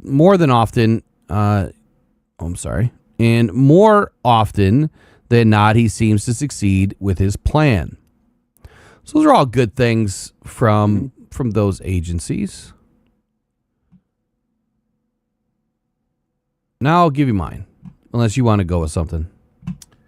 No, see, everybody in the consensus one, some of them I had the exact same as you. But I mean, I've seen it all the way up to an A- and all the way down to a C+. So I found one that wasn't the most glowing in the world. And this was from, let's see, who's the guy that put this one out? Pete Prisco. So it's always interesting to see what Pete Prisco has to say about the Lions. And this was his. He gave the Detroit Lions a C.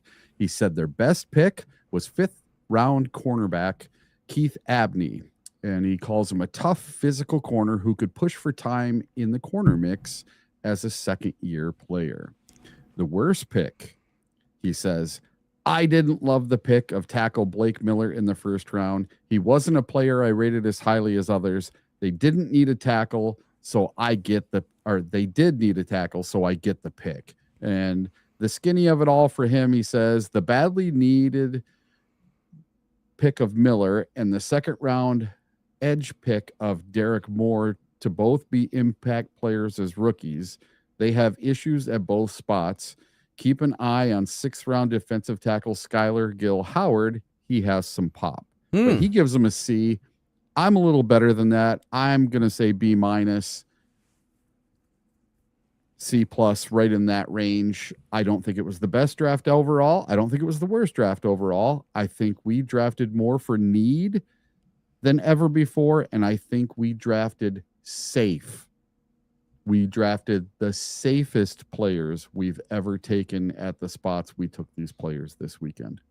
I forget who else used that word quite a bit. There's a lot of people that are using the word safe when they're evaluating this year's draft class, and I don't know how you use the word safe. Like, because these players have a decent floor, but they don't have that super high ceiling. You know what I mean? You're not taking a risk on a player that might be the absolute best edge rusher in the class. He might have a ding here or there. You're taking the safe guy you know is going to get you 6 sacks a year. You're not taking a risk on a guy who might get you 10 sacks a year. That's how I think they played it. I think they played guys. But Eric, all of our edge rushers are supposed to have 10 to 15 to 20 sacks a year. I know. You remember? The thing is, I think they took players who didn't have injury risk, that weren't considered to be maybe not reaches, but just more safe. Safe is the only word I can use. Safe picks. These guys are all guys that, they didn't take the corner there. His name, McCoy. Warren. Oh, McCoy. They didn't take McCoy, where I thought maybe the Lions might, in the 4th, 5th round, I thought they might take a flyer on McCoy, and then he goes the first pick of the 4th round. So that's what I mean. They didn't take a flyer on anybody this year. They played it safe, and this is kind of the first time they've done that. There was no Giovanni Manu in this class. To me, there was no Vaki in this class. To me, there was no, I don't know another player to say, but there was no Martin in this. So what's wrong with Vaki? Nothing. I think Vaki turned out great. I think it's funny when people use Martin as a scapegoat. I heard his name pop up in one of the national takes too. Yeah, and he's with the Raiders. Did you know that? Yeah, but what I'm saying is there's a lot of people that don't understand how a draft works. Yeah. There's a lot of people that don't understand how rosters work. And I'm not saying that I know everything, but I'm telling you that when you get to a point in a draft where your roster is pretty good and you don't really have a whole lot of holes and don't really need to make a lot of moves, there is room to bring in players that, one, might be the last of that position, and at that size. And that's what Martin was. Now, he didn't work out, but I feel it was less that he didn't work out and more of the players that we brought in that did work out. And there's nothing wrong with bringing in developmental players, especially when you're young and building a roster. And that's where the Lions have been the first 3 years of their roster building, is building a roster. And just like all the other drafts, this is, again, what I feel like a lot of fans don't understand this. Every draft isn't loaded. Just like this draft. I'll say it again for the 100th time. Everyone in December said, oh my God, this draft is loaded with edge. The Lions are going to get an edge in the first round. There's so many of them. They're going to have their dealer's choice. And I said, let me get through this because all I see is a bunch of short arms. Yeah, there might be 12 decent edge rushers in this class, but a lot of them don't stack up to the measurement stick. And if it doesn't stack up to the measurement stick, and then you have any deficiencies whatsoever, man, that grade's going to fall off the face of the earth. And that's exactly what happened in this draft. You have a lot of guys that just didn't meet the height, weight, speed, which I don't care if Brad loves it, hates it, agrees with it, or whatever. Every other team seems to. A lot of teams that win and win a lot of games care about size. They care about speed. They care about all of it. They care about their agility, right? They're just not going to take the guy that had the best conversation with Dan Campbell. Like, conversation ain't going to get you anywhere on the field, right? Who are you talking to out there? You got to go win, right? And so you need players that can play. And it starts with having the ability to even play. Like, if you don't have the ability, if you can't even get onto the field at the requisite size and you can't compete because you're too small or you're too slow, nothing else matters. I don't care about your grit. I don't care about your culture. I don't care about the identity. I don't care about any of that stuff until you can at least step on the field and be able to compete. And a lot of teams get it right. And what I'm seeing this year out of this draft, yes, more needs were drafted, but more players have been brought in that fit the height, weight, speed recommendations, albeit like the very last 2 picks of the draft for the Lions that didn't really fit the height, weight, speed recommendations. So when you look at guys like Tyree West, for instance, let me pull him back up.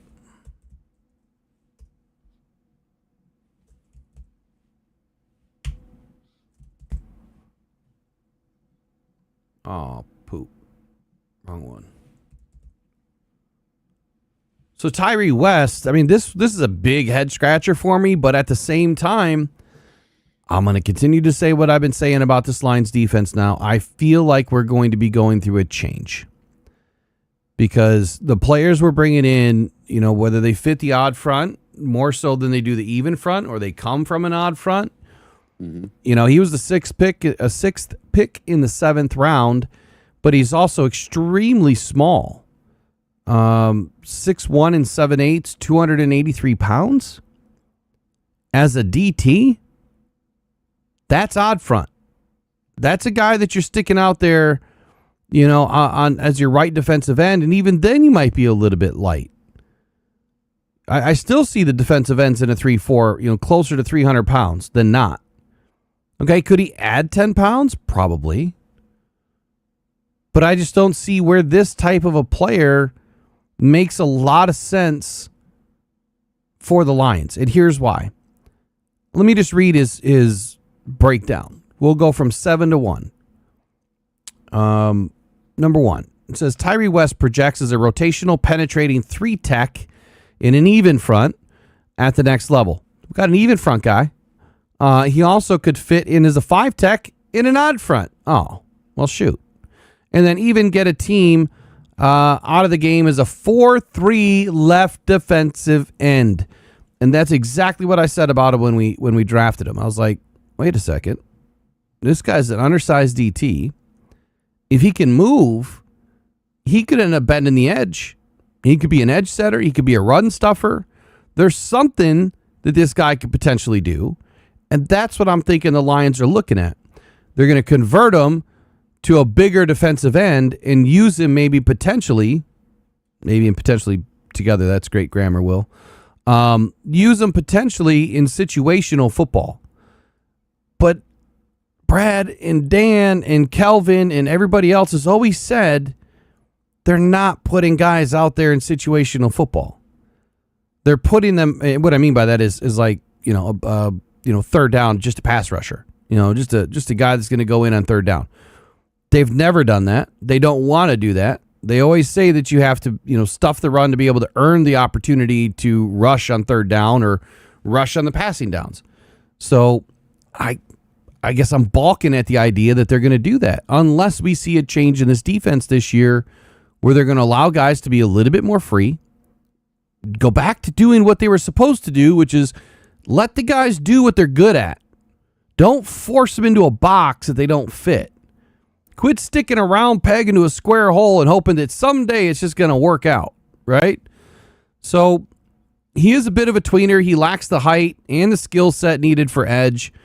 West has quick get off, which could convert, and then which should be even more successful with a slide inside over the guards and the centers. Well, then that makes more sense. If you're going to bring a tweener in that's a little bit slippery, and by slippery I mean slim, if he's a little bit smaller, they can slip typically between the guards and the tackles. If you have that good get off, you may not be the biggest, the most imposing guy in the world. All you have to do is hit a crease. And if you hit the crease and you can able to squeeze into the backfield, man, that quarterback sees you coming. He's off his plant. And once he gets off his plant, hopefully he's running right into Aiden. Like, that's a perfect situation. So slide him inside the guard can make sense. He also uses his hands well with a powerful punch and a quick hand-fighting skill set. And against the run, he lacks the mass to anchor down against bigger, stronger linemen and double teams. Additionally, he is a bit out of control as a tackler, falling off too many opportunities in the box. However, his motor and quickness allow him to make plays from the backside on third downs. One gapping as a 3-tech is how he'll be most effective. Well, we're 1.5 gap scheme, so are we changing that too? So due to his athleticism and his size, he has potential to play some core 4 special teams units as he has experience on kickoff returns. Why would we have a 283-pound guy out there on kickoff returns? How does that make any sense? Yeah. They don't put the big offensive and defensive linemen out for special teams anymore. No. It's all the small, quick guys. That doesn't make any sense. So, scratch on the special teams. That's not a fit. I guess the only way that I could see him on a special teams is if you're going to use him on kick and pump block. You could end up using that smaller, quicker frame to do that. But see, the thing that I don't have is I don't have a report on his speed. So I got to dig into more things and get the full report. Like I said, you'll get the brief reports today, and then we'll dig in, or I'll dig in and get the rest of it here over the next couple of days. So this one just didn't make a ton of sense for me, but I do like the potential change in defense. If what I'm gathering from all of these types of players that we brought in, I'm seeing a change. Like, I think that they're going to do something different with the defense. And I was really hoping to see that, bringing in a better safety that could play in the box and blitz off the edge. Maybe they're going to try to maximize that with the linebackers, which they have been using, and maybe even more so with some of the players that we brought in. So, anything you want to add to Tyree West? Interesting. And the Lions brought him in for a top 30, so I think they knew they were going to draft him well before the draft. Well, he just was a 7th round pick. That's just where he was. That's just where he was sliding. Yep. So they were doing their work on their late round guys. Yeah. Yeah, because I think he was the very first top 30 visit, and we're like, who? So they saw something, they knew something. One of their scouts saw something. Somebody that's going to Tennessee games. saw something that we haven't seen so far.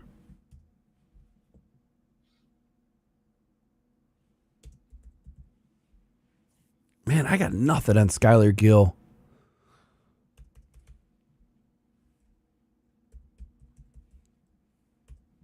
Oh, Skylar Gill-Howard?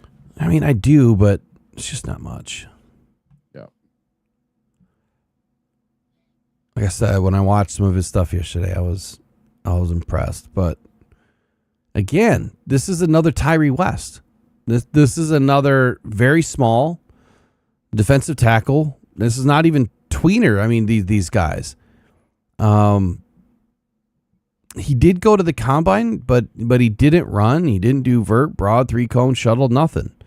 Why would you go to the combine if you're not going to do anything? Because you can hurt your draft stock there. All right, that's what it's all about. He's strong. He's a strong dude, but he's got 30 3/4 inch arms. So, where guys like me with long arms have to go all the way up, he's going like, up, down. And so it's a little bit easier. 27 on the bench, 9 1/4 inch hands, 30 3/4 inch arms, 280 pounds, 6'1". Now, yeah, we've seen some guys that are a little bit smaller do some work in the league, but bringing in two small guys like this in the 6th and 7th round, I'm just going to go back to what I said numerous times. I don't think a lot of these guys are going to make the roster. I don't think a lot of our picks are going to make the roster. I don't see how. You're going to put him on the roster over who? Who are you going to put him on the roster over? Mekhi Wingo? Well, maybe he's the only one right now that could be out of a job. But Skylar Gill projects best as a one-gapping 3-tech in a 4-3 scheme, though he's undersized on the interior line. He compensates with a very good quickness, agility, and relentlessness. High effort motor that is evident on every snap. He misses the final 8 games of the 25 season after undergoing ankle surgery. So that's going to be a problem, right? He hasn't played in a while. He's got to come back and get healthy. As a pass rusher, though, he is persistent and disruptive. He uses feisty hands to chain together a variety of moves. He has a swim, his best being the swim move, and that is also his favorite. He prefers to work around offensive linemen with speed and finesse over attempting to overpower and rush through, and does not finish plays consistently. He has motor and quickness that allow him to maintain pursuit and effectively chase down quarterbacks late in the play. And against the run, he struggles with consistency, often forfeiting his assigned gap responsibility to work around blocks. While his hands are active, he lacks the necessary length to engage firsthand. He lacks the necessary length to engage first and consistently struggles to shed blocks quickly. He is a sound tackler when he arrives at the ball carrier, and his chase down ability remains a quality asset. He can be deployed on third downs to generate interior pressure, but improving his pad level and leverage is critical for sustained NFL success. So again, he does some things well, but there's a lot of development here, and he's undersized to boot. I guess the biggest question I should ask is, who thinks that we're really going to change our scheme here? I can't imagine that we really are. I think that maybe they'll put in some plays, but I can't imagine we're going to have a totally new scheme this year. And maybe they do. Maybe they attempted to roll with Aaron Glenn's scheme last year with Calvin Shepard, and maybe Calvin Shepard's just going to try to implement something a little bit different this year, which, it does make your defense, I guess, have the upper hand. Just like when you bring in a new coach, offense, defensive coaches, all that good stuff. Those teams usually have a better first year against their opponents because there's not a ton of film. If you haven't done it before, there's not a ton of film. I don't think that we have the guys to do a 3-4 defense. I don't. We're not quick enough. We don't have the size for a 3-4. We don't. We don't have the linebackers for a 3-4. But I'm thinking that there's going to be some potential to see, some of this hybrid stuff put in play that it could be fun to watch. His biggest strengths: hot motor, active hands, agility, quickness. Weaknesses: gap discipline, power moves, and size. Again, 6'1", 280 pounds. That is Skylar Gill-Howard. My first question to him, if we get him on for an interview, is what do you think the Lions are how are they going to deploy you? All right. How are they going to deploy you? I think that's a great first question to ask somebody like that. Do you have anything on him, or do you have anything on Kendrick Law? Oh man, on Law. Let's see. Skylar Gill-Howard. I just don't know. You know, is he going to be a DT? Is he going to be an edge? I don't know. So 6 foot, 280 pounds. He's just like the last player we talked about, Tyree West, in that kind of tweener, 280 poundish size, big D end or a defensive tackle. I don't know. Now, he played defensive tackle in school, but that doesn't mean that's what he's going to play in the pros. And you know, somebody brought up Amin Hassani in the chat. You know, how awesome is it going to be to watch him this year? Well, I think he's going to be in the same boat as a lot of these guys. There's going to be 4 to 6 edge players all vying for a spot or two to back up Aiden Hutchinson and Derrick Moore. How many edge rushers did we keep on the roster last year? 6? I think 5. 5? No, 4. Yeah. I think 4. 4. Yeah, so there's going to be a lot of competition at the edge position this year. I mean, you're going to have Tyree West. You're going to have, let's see, you're going to have, you'll have Aiden Hutchinson, Derrick Moore. You'll have Tyree West, Anthony Lucas, Eric O'Neill, Ahmed Hassanin, and anyone else that I'm forgetting on our edge position, a whole bunch of people. So there is going to be some really stiff competition at the edge this year. That's going to be probably one of the harder positions to predict who makes it and who doesn't this year. Because this year, I don't think if you're a 6th or 7th round draft pick or an undrafted free agent, I don't think it matters where you were taken. They're going to take the best player available. Okay. Yeah. So here's your edge. Here's your depth chart. Aiden Hutchinson, excuse me, Peyton Turner, Tyree West, Ahmed Hassanin, Lee McNeil, Mekhi Wingo, Skylar Gill-Howard, and Miles Adams. I don't see Miles Adams losing his spot. I don't see Mekhi Wingo losing his spot as long as he's healthy. Ahmed Hassanin, as long as he's healthy, I can't imagine that he's going to lose a spot. So right now we have 8. And on the interior defensive line, we have... I'm sorry. I totally said that wrong. For the edge, you have Derrick Moore, DJ Wanham, Tyler Lacey, Aiden Hutchinson, Peyton Turner, Tyree West, Ahmed Hassanin. So that's 7. On the interior defensive line, you have Tyleik Williams, Levi Onwuzurike, Chris Smith, Ali McNeil, Mekhi Wingo, Skylar Gill-Howard, and Miles Adams. Now, the thing about Mekhi, he's an inside-outside guy. Levi Onwuzurike was also used on the outside. As long as he's healthy, I think Onwuzurike is going to be on this roster. And then the other guy we can't forget about is when Marcus Davenport re-signs this week, we'll have our 8th guy off on the edge. Now, between now and training camp, you know the Detroit Lions are going to sign at least one free agent somewhere. Oh, they have to sign plenty. I mean, we don't have enough guys on the roster. How many do we have right now? Even with UDFA? You'd have to look it up on Spotrac.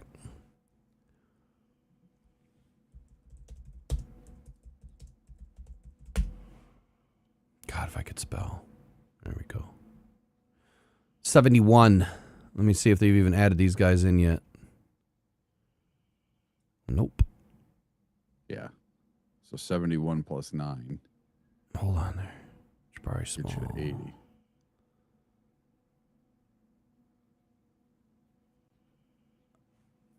Yeah, I'm not seeing these guys added yet. Let me go to the depth chart.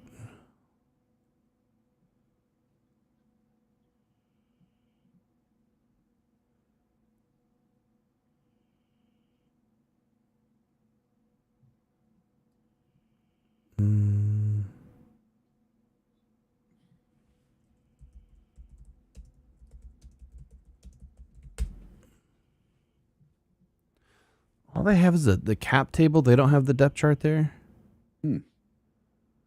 So we'll just go back to our lads here. I thought Spotrac had a depth chart, but I guess they don't. So if that was 71 plus 9, that would get us. Oh, it's 8. more than 9. You got to add all in the draft too. Oh, so 9 plus 7. So that's 16. So we'd need 4 more. Yeah, we'd be 4 short. 4 short for right now. Oh wait, I see Davenport on the roster. You see that? It's right here. Marcus Davenport. Anyway, I'm sorry. Yeah, I don't see where I don't see where we could lose anyone.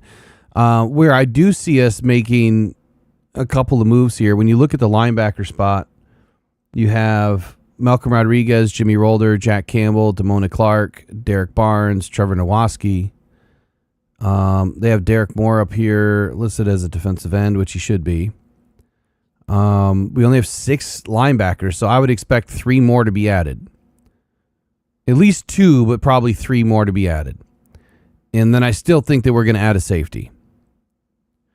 We didn't do squat on the offensive side of the football outside of Kendrick Law and Blake Miller. That's it. You know, We got a guard in UDFAs, yeah. Yeah. I mean, I thought it was going to be more of a defensive draft. I mean, that was the whole take prior to this whole damn thing was it was going to be a defensive draft. Why don't you want to go in on Kendrick Law for? I got to go grab something real quick. So you have something. You have something on Kendrick, yeah? Yeah, I can find him here. And then I'll give a breakdown when I get back. Sure. So we will look at his overview here. So he's 5'11 and 3/8, 203 pounds. And Law is a gadget player who has the speed, burst, and acceleration and RAC ability to do damage with the ball in his hands, but limited separation skills and a minimalistic route tree will present growing pains at the next level. So some of his strengths are burst and acceleration, top end speed, and RAC and return ability. You know, yards after the catch. He's kind of a yak master. Got 31 and 1/8 inch arms, 9 and 5/8 inch hands, and he ran a 4.45 in the 40. So he's a little faster than Amon-Ra St. Brown, and I see a lot of Amon-Ra St. Brown comparisons with Kendrick Law. Now, his weaknesses, contested catching, not the best. His route tree is very limited from everything that I've seen, and his separation is not the best. And that's as a wide receiver. Most of his stuff, I think, is going to come special teams, whether he's a punt returner or a kick returner. That's where I see him being. He was a 4-year player. He's played 46 games in college, playing for, it looks like, Alabama and the University of Kentucky. Let's see what his scouting report has to say. So overall, Kendrick Law projects as a number 4 receiver who fits best in the slot. So maybe he's the backup for Amon-Ra St. Brown. If something, heaven forbid, happens to happen to Amon-Ra St. Brown, we have someone to throw in that position. The Alabama transfer was very much utilized as a gadget player in college, motioning on most plays and running mainly short to intermediate routes when not catching screens or jet sweep passes, which was more than half of his targeted routes in 2025. And that's what I meant by gadget plays. You know, he's getting jet sweeps, screens, that kind of stuff, not really running routes. So with that said, there's a reason for his employment, as Law can be dangerous with the ball in his hands. It can be a bit of feast or famine, but he can turn short gains into long touchdowns on any play. His burst and acceleration stand out as he works to his top speed. If he's not running away from defenders, he can make them miss in space or spin off would-be tacklers. Law flashes good hands, but is yet to be seen given most of his catches are near the LOS, the line of scrimmage, especially since he struggles in contested situations. He will compete at times in the run game, but struggles to sustain for very long. Law should come in and compete for the starting return role on both kick and punt returns with good enough size, speed, and toughness to see action in other areas as well. I'm going to guess he's going to be pretty limited on the offensive side of things. This kid, to me, just screams special teams and possibly that in a pinch, you need him to fill in for Amon-Ra. There you go. And if I remember correctly, he did do a little bit of running back before he went to being a wide receiver. Let's see what the chat has to say.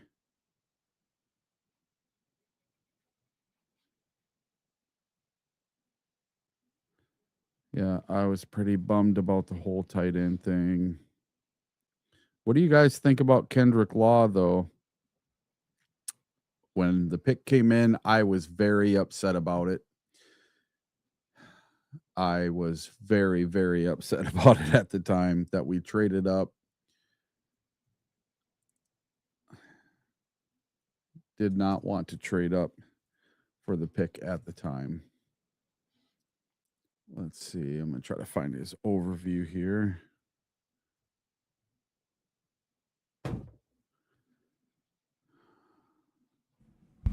Okay. And he did play 3 seasons at Alabama before he transferred to Kentucky in 2025, where he led the team in receptions 53 and receiving yards at 540.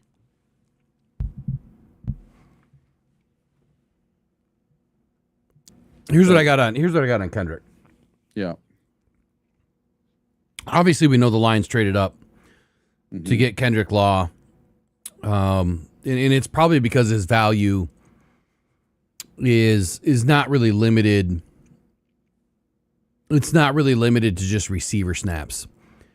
I think Law gives you the speed, the returnability, the slot flexibility, and four-phase special teams production or potential on day one, right? I think it's your upside for Kendrick Law. When he did transfer from Alabama to Kentucky, he did produce the best receiving season of his college career, and now he kind of steps into the exact, the exact roster lane that was vacated by Khalif Raymond, and that to me is like the clearest projection that there is for him, is that he brings a ball carrier and a receiver, and then he also has special teams value that really kind of changes that projection overall. And whether Detroit just found a low-cost offensive, stress piece or chess piece, as some people like to call it, or not, we don't know. I'll give you a little bio and background on the guy. Right after my ear quits buzzing. Kendrick Law is from Shreveport, Louisiana, and his college path explains really the projection. I think that he started, at Alabama, where he flashed athletic traits and, sub-package usage, and then special teams toughness, but then he transferred to Kentucky in 25 for a larger offensive role. So what we've heard about players that, transfer throughout the NFIL or use the portal, a lot of teams, especially like the Lions, they will take that player off their board depending on, what their overall reason for transferring was. He wanted to play more. He didn't want to go to lesser competition. Even though you're leaving Bama, I mean, it's pretty hard to crack the roster, right? And so now he goes to Kentucky because he wanted to play more. And it worked out. If it didn't work out, This guy's not drafted by the Lions.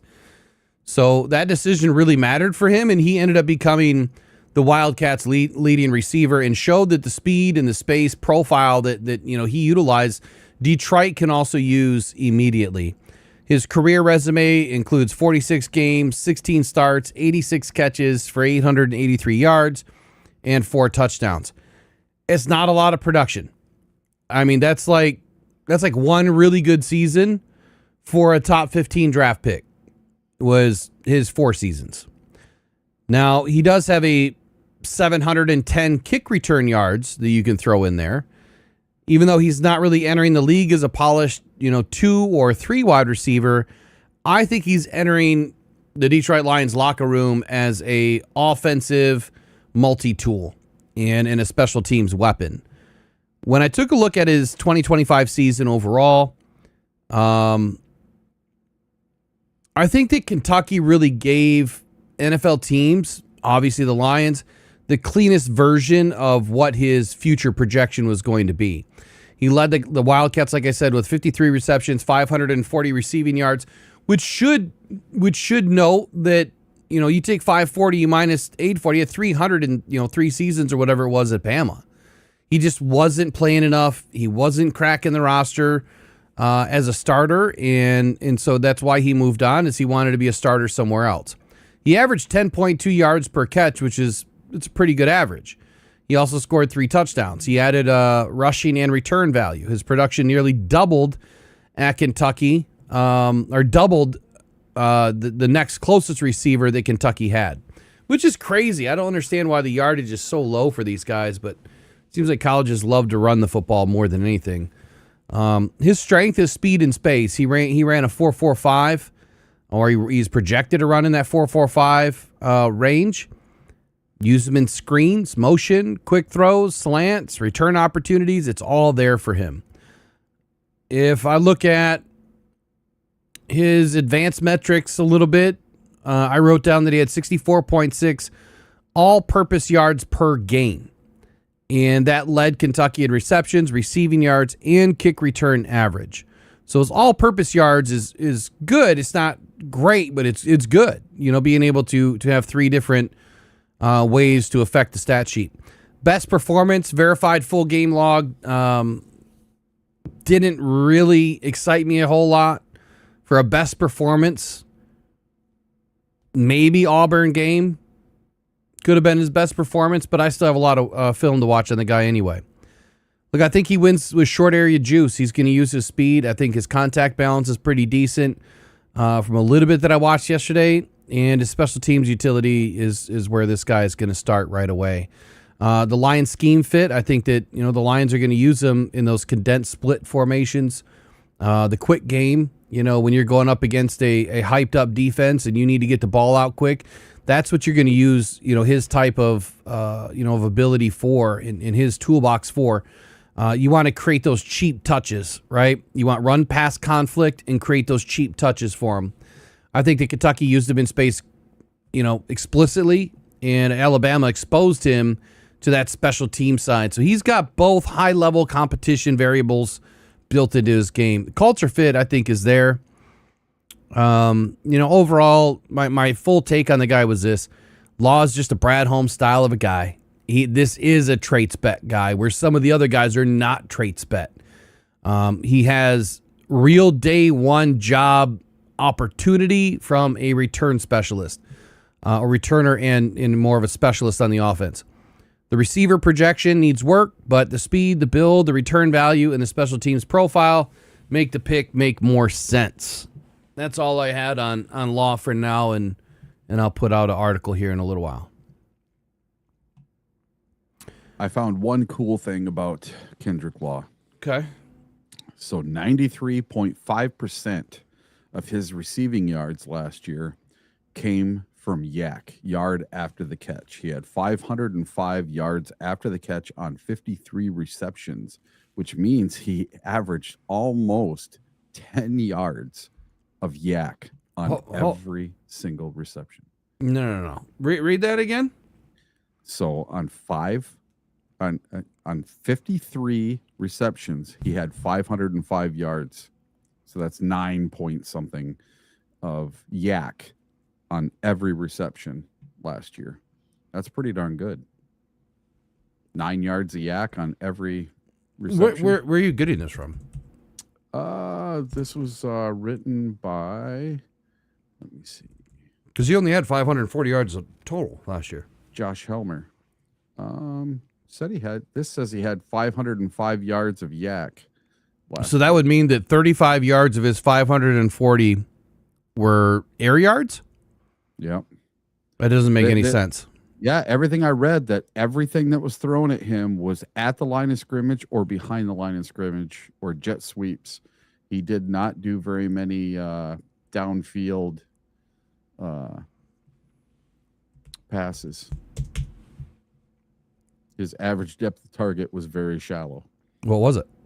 Quick passing. I don't know. I don't know what it was. Had to have been very shallow. Well, on how many? So hold on, let me go back. He had 53 receptions. Mm-hmm. So that means his ADOT was minus 5 yards. Minus 0.5 yards. Yeah. If 35 yards were all he had of air on 53 receptions, you do the math there, that's minus 0.5 yards. Wow. That means everything would have been behind the line of scrimmage. There's no way. I don't know who that dude is. There's no way that's possible. Yep.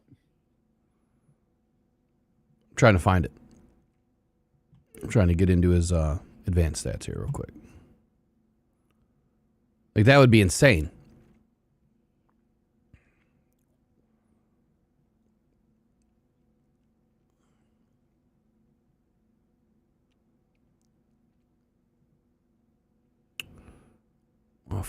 Off-season offense chart, grades chart, pass blocking, passing.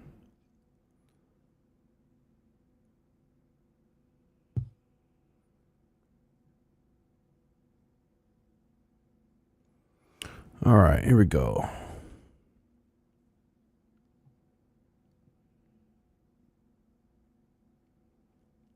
Well, this isn't helping me. The wrong one. There we go.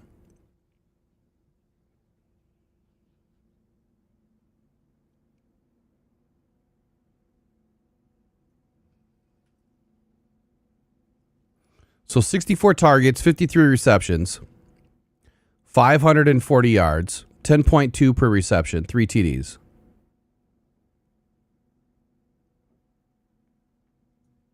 $9.5 yards of yak, says PFF.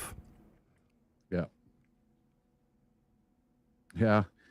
So just typing this in, I asked, what's Kendrick Law's average depth per reception in 2025? And this says it was 3.4 yards.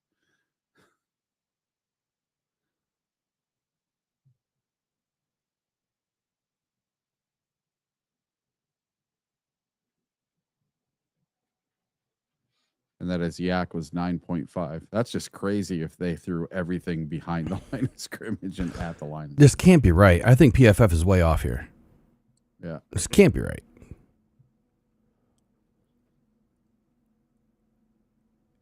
It can't be.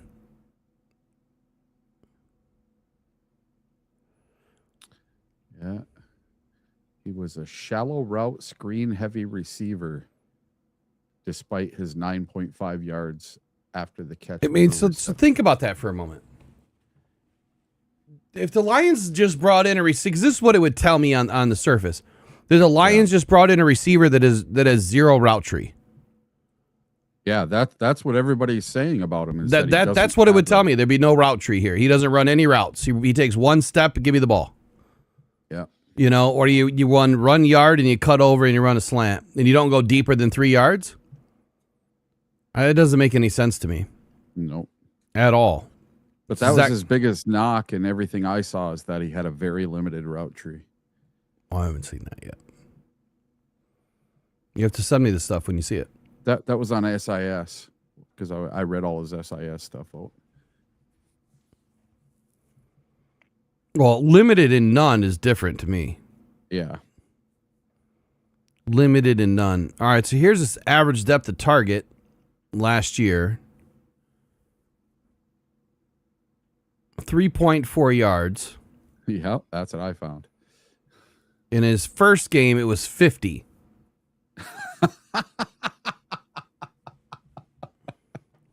Holy crap. Okay, so let's compare that. Hold on, let's compare that to. That means there was a lot of negative ones there. Let's compare this to Carnell Tate.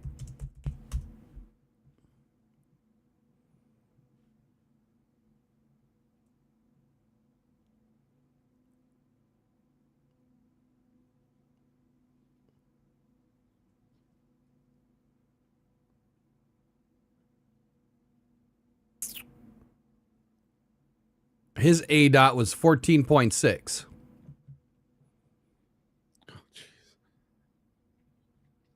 I like what K Bazaar says here. And yeah, this is a Morton type draft pick. X2 Spider Y banana with a twist. 2 banana. Mekhi Lemon was 10.3. So this so I didn't pick this up, but I'm telling you right now, if all this stuff remains true after I watch some of the film, then Yeah. I have a lot of questions. I told I don't know. I'm not sold on this guy. Yeah, but you didn't know anything about him before the draft. I don't though, care. or He's now. gonna have a lot to prove to me. Being a 5th round draft pick and we traded up for you, you better knock my socks off, buddy. This just tells me that he has extreme ability in returning kicks. When you think about it, it has to be it, because he must be extremely shifty in returning kicks. Because if he gets a lot of yak, and first of all, it takes a lot to get yak. You have to be extremely good in short spaces to get yak. You have to be able to find the holes. Hit it with burst, know where all the players are on the field to kind of weave your lane. And so then that would tell me that this guy's going to be really good at returning kicks and or being that, real short, quick hitter, off the line of scrimmage. And there's nothing wrong with that, but if he doesn't have a route tree, like if he's not running routes, then I would worry about his long-term usage and the long-term plan, because gadget guys, that's what he is. He's a gadget guy. Yep. I'm not big on gadget guys. Me either. All right, let's go to the next one. And I do have to be off right at 11 today. That's fine. I mean, before I get into Keith Abney, you want to do your final 30 of the day? Sure. Man, this Lions draft to me, I think the Lions played it safe. I really do. I think instead of reaching for the sky and saying F them picks, so there's another reason I think it was a safe draft, is the Lions didn't do the F them picks. They didn't take anything from next year and give it away for something this year, right? I don't think they were the one player away from being a Super Bowl contender. I think they were some depth away from being a Super Bowl contender, and that's what they got. I think they got a lot of depth. Now that, look, they have so many edge rushers, they don't know what to do with them all now. And same thing with a lot of the other positions. So we're going to have depth. The Lions aren't going to get caught with their pants down, not having enough edge rushers, not having enough DBs. The only position I think they really did that at was safety, where they might get caught not having enough. So I wouldn't be surprised if they have a plan already in place to bring a safety in free agency. And we're going to have to see what the Lions got left for money and see what they can do. All right, buddy. We'll see you tomorrow. Yes. See you guys. Okay. Keith Abney. This one I like. So back at the Combine, there was a couple of players that were popping to me on Monday and Tuesday before the Combine started. And Keith Abney popped up on the radar. Caleb Proctor popped up on the radar. Who else popped up on the radar? Man, there was a few players. Well, I talked about, I think, in the Tuesday night more the Monday or the Tuesday night podcast. So Keith Abney initially was high on my list, and I think I did a couple of mocks where I put him in, and then I kind of shied away from the guy. Some of the film that I watched didn't line up to the earlier film that I watched. And then there were some other guys that really just overtook, I guess, my thought process on Keith Abney and where I felt it. I mean, he's just so thin to me. And I'm just thinking to myself, like, man, the Lions they've been bit so many times by injury. Why would you take a thin guy? It's not hard to think or imagine why you're having players get injured so much is because they don't have any damn meat on their bones. You know, you need some guys that have some muscle. You need some guys that are a little bit thicker. You can still find guys that are bigger, faster, and stronger, in some of these rounds here. I mean, they passed up on one, Jelon Kilgore. They passed up on a big-time one. That guy's got a complete body, and I hope he has a great career. And I honestly, I hope it laughs in Brad's face, because that is one I wouldn't have passed on. We'll see what happens.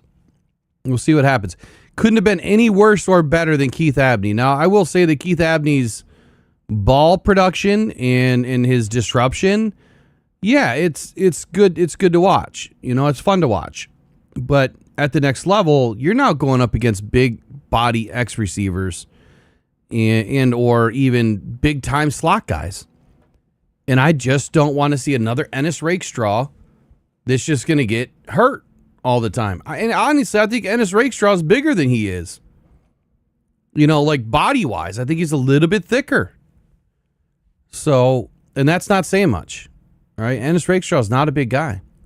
But anyway, they landed Keith Abney from Arizona State. Big-time coverage instincts, ball production, clear path.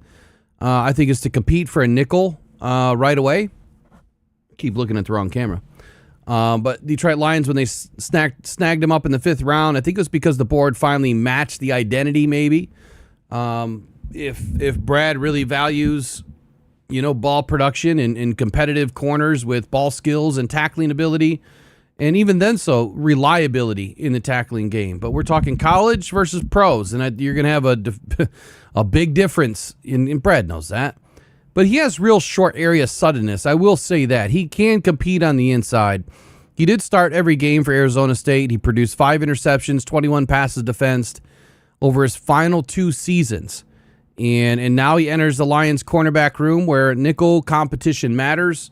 And the profile really breaks down, why Brad Holmes may be called the pick. A no-brainer. How Abney's college production translates and why his path to the field may come through the slot work.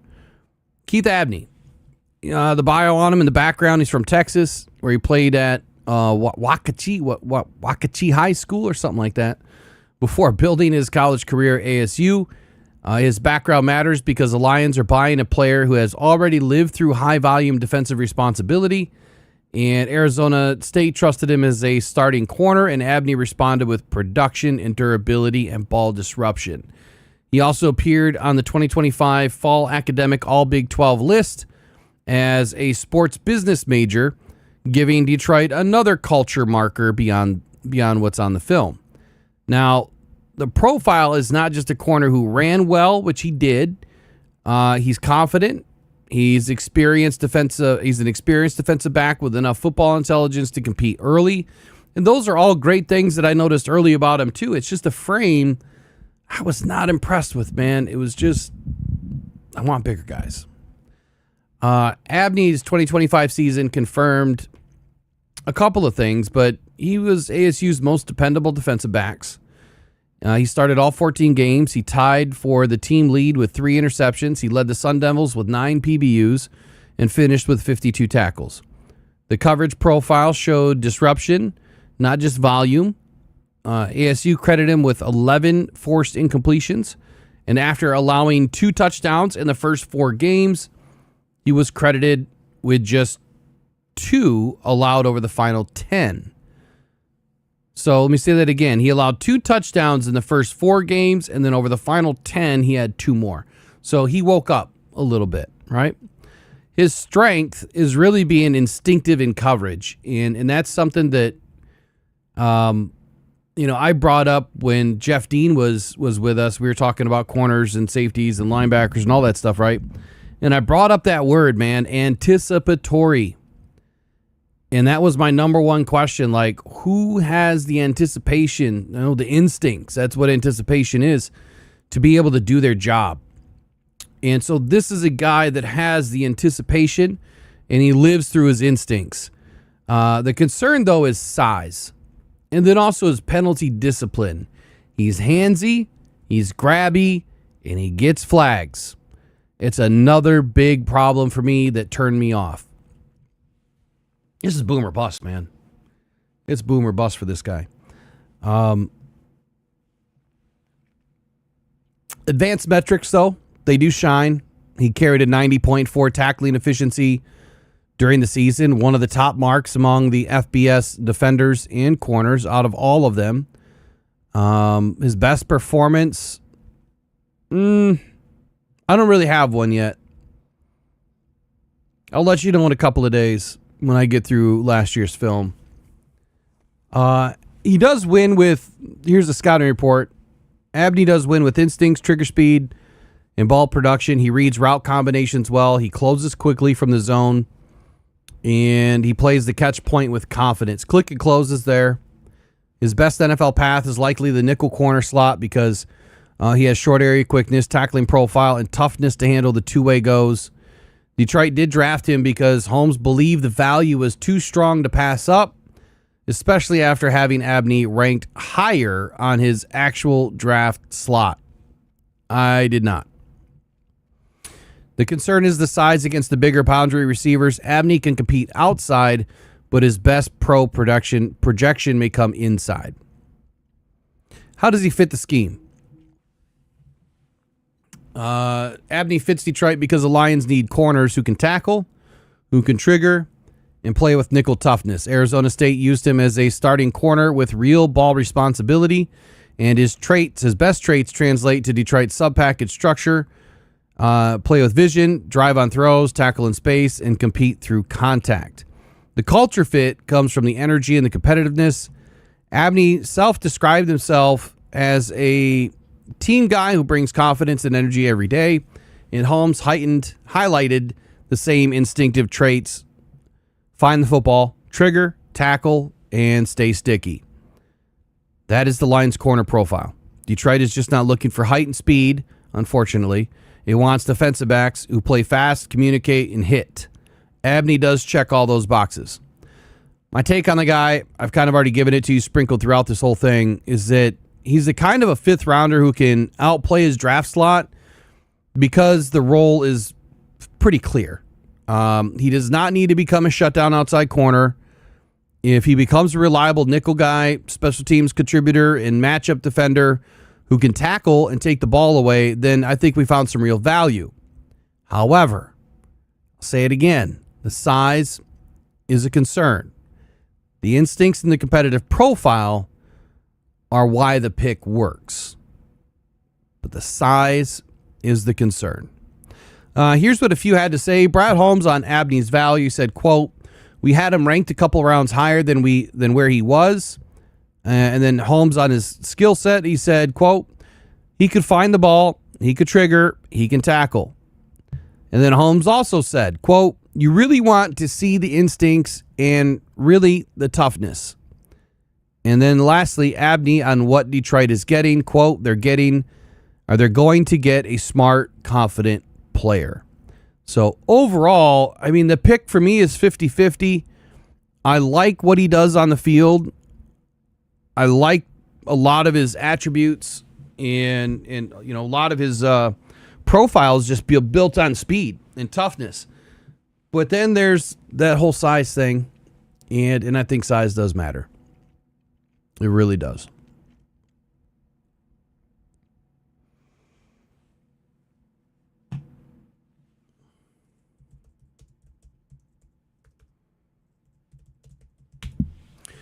So Attila in the chat says Abney is a more talented, taller version of Amik Robertson. Oh, I don't know. I mean, they're pretty close. They're pretty close in size. I would say, Meek was like what, 5'8", 5'9", probably right in that 187 wheelhouse. But he seemed to be a thicker 187. I think he had a bigger upper body. He didn't have like those pencil arms, right? I mean, he had a thicker neck. He was a thicker upper body. And then when I look at Keith Abney, let me just pull him up real quick. I think he's more 5'10", 5'10 and a half, somewhere in that range. Kind of reminds me of Kendall Fuller. Yeah, he's 5'10", 187. So, Amik was shorter, same weight. Abney's taller. We're stretching that body out. Those 2 inches, you want about 10 pounds per inch when you get to a certain height. And he doesn't have it. If he was 5'10", 205, 5'10", 200, I'd be like, cool, I'm good, especially with what I've seen on film. But it only put the bench up 15 times. To me, that just doesn't scream strength, Doesn't scream strength.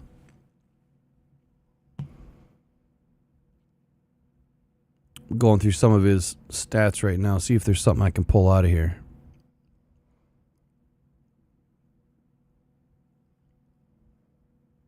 %23% of his snaps in coverage were in man, 11% in the slot last year.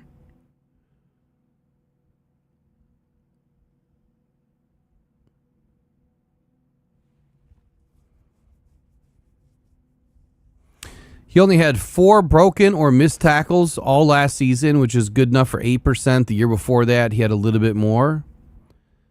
The year before that, in 2023, he didn't play a whole lot.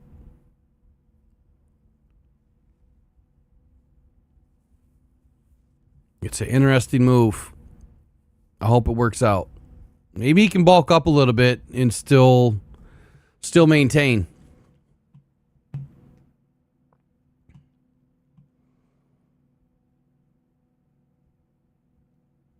All right, so the rest of them I'll do tomorrow. We'll get to Rolder.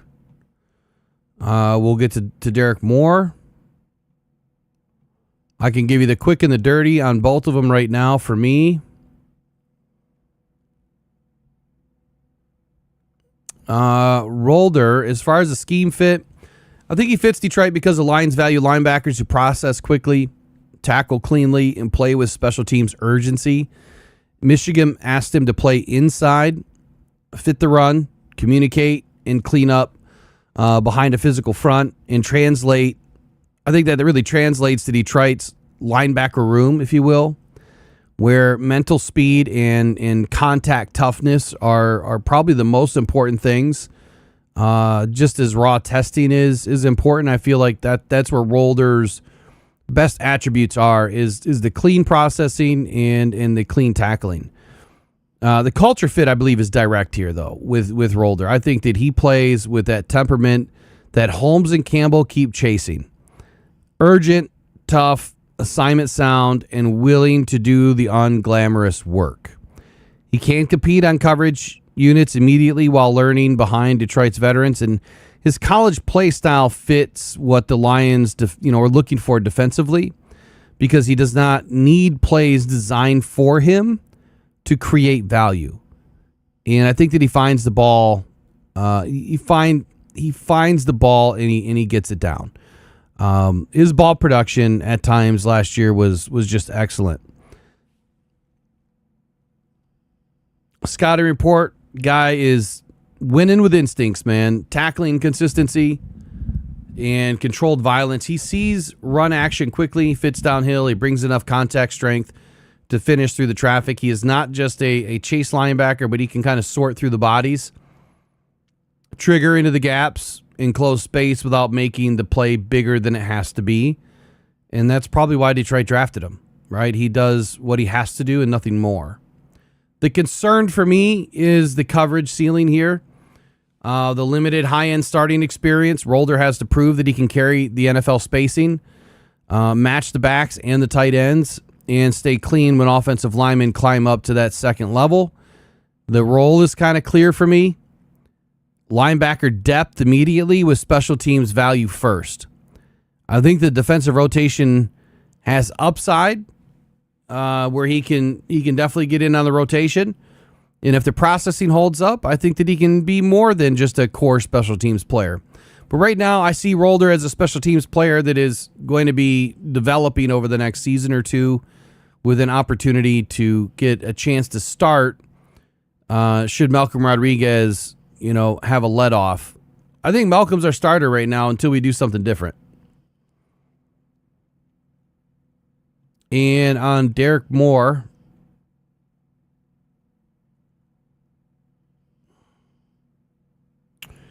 I think for the scheme fit here, Moore fits Detroit because Calvin Shepard can use him in multiple roles without asking him to be a finished number one rusher immediately. He can spell Hutchinson, which is what I've been asking for them to do for a long time, is to find someone to give Hutch a break and force him to take a break. There is no more, I want to be an Iron Man and on the field 100% of the time. Aiden should get a 90% snap count or less, and that's it. I want him off the field on rundowns, and you need to get someone in there on rundowns that's better against the run. But if you play him opposite, of Aiden in sub packages, I think that's where he can kick inside on select rush downs and gives Detroit another edge who can survive the run game. And I think that's really the football fit for Moore right now. The culture fit is obvious. I think that Moore's Michigan tape really shows a player willing to do the dirty work before chasing the splash play. Holmes specifically pointed to this, or to his edge setting ability and his run game instincts and ability to rush outside or inside, and that mirrors what Detroit wants from its defensive end or defensive front. Toughness first, pressure second, versatility always. Moore is not a one-trick edge. He is a front seven piece with a real role to start his career. My final take would be this. I think that the Lions pick here, it made sense. One, roster roulette tells us that it makes sense. It's the program I've been building for 3 years said that as soon as Aiden signed his contract, that we were going to get an edge rusher in the next draft, and that's exactly what the Lions did. And it's how the hierarchy of the contracts are going to work in Detroit. It was a smart move. I think they got a good edge player that has a real floor to start and probably a lower ceiling, which concerns me because if what we're seeing is the best of Moore now and there's a little bit of growth left, then this is not that, number one edge rush style that you're probably looking for. It's going to be a rotation. And he's probably more of a lottery ticket at this point. You just don't know how much more growth he's going to have. But I think that, he has plenty of power, edge discipline, and I think a rotational role is what he's going to do to help immediately. I think the rush ceiling is still developing, and that is kind of a swing into which momentum is going to take off first for him. Is it the run game or is it the rush game?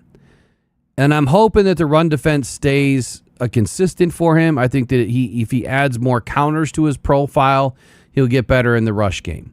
This becomes more than a hometown pick. I think it becomes the move that gives Aiden a running mate to a degree, but also someone that can help him take a rest and stay healthy into the fourth quarter as much as he can, right? Last but not least, Blake Miller. I think it was the right choice given what was left on the board. I think it was the wrong choice given the fact that if the Lions could have moved up 7 spots. Had they known, well, then great. You end up with the best overall left tackle. But that didn't happen. Nobody knows what other teams are going to do. And when Proctor went off the board, Miller was the next logical choice. It was never Freeling for me. It was never Lomu for me. It was always going to be Proctor and then Miller. Miller wins with size, experience, play strength, and down after down, I mean, the guy is just steady. He is not a rare space mover, but he understands angles, he fits hands with purpose, and he plays with the competitive strain that Detroit wants and expects from their tackles. So his best reps really come when he fires off the ball. He covers up the front side, and he keeps his feet running through contact and pass pro. His value comes from calm sets and veteran awareness. He has seen enough rush plans, stunts, and pressures to not play panic football. I mean, 54 starts throughout his career so far. This guy's seen a lot of football. Now, Detroit, I believe, drafted him because the offensive line needed a real right tackle or left tackle in this case, but we got a right tackle. Not another temporary patch. I don't believe Borum is just a patch. I think Borum has real upside as well. The concern is the pad level and the hand timing. It was one of the things that pushed me away from his profile being the better option for Detroit early and shifted me to Caden Proctor and also shifted me away from Monroe Freeling.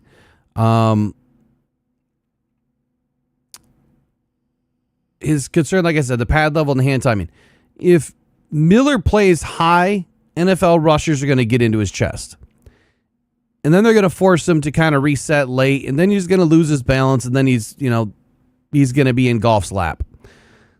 I think that if he fixes that, and if he can stay low, then the baseline is starter ready, and the ceiling depends on cleaner leverage and more consistent independent hands. At the end of the day, I mean, the culture fits clean here. I mean, Miller is as clean as they come. He's definitely a trench warrior, and he's not just a finesse tackle. I think that he brings, well, we know that he brings the durability, the leadership, the finishing temperament. And I've heard him say it himself that he just has this switch in him. You know, he might be this big, giant teddy bear, nice guy to your face, but when this guy's on the field, he flips a switch and he just wants to run through everyone's face. Like, I mean, he wants to do anything and everything he can to beat you. And I love that temperament. I think it's perfect, especially in Detroit. So the leadership, the combination of experience, the immediate pathways to playing snaps on Sunday, they're all great. The flaws are real, and he has to play lower, sharpen his hands, and prove NFL speed will not stress his set. So after all that, I'd say that he was the best option in this draft. Doesn't mean that the Lions aren't going to continue to look for options next year. I would say that if Brad is Brad and still around next year, then he's probably going to draft offensive lineman or defensive tackle in every draft. I think you should. You absolutely should. And you should probably look at trading guys that, when they become a little bit more expensive or getting close to a new deal. I mean, you're at that stage now in the roster that you need to start doing things differently.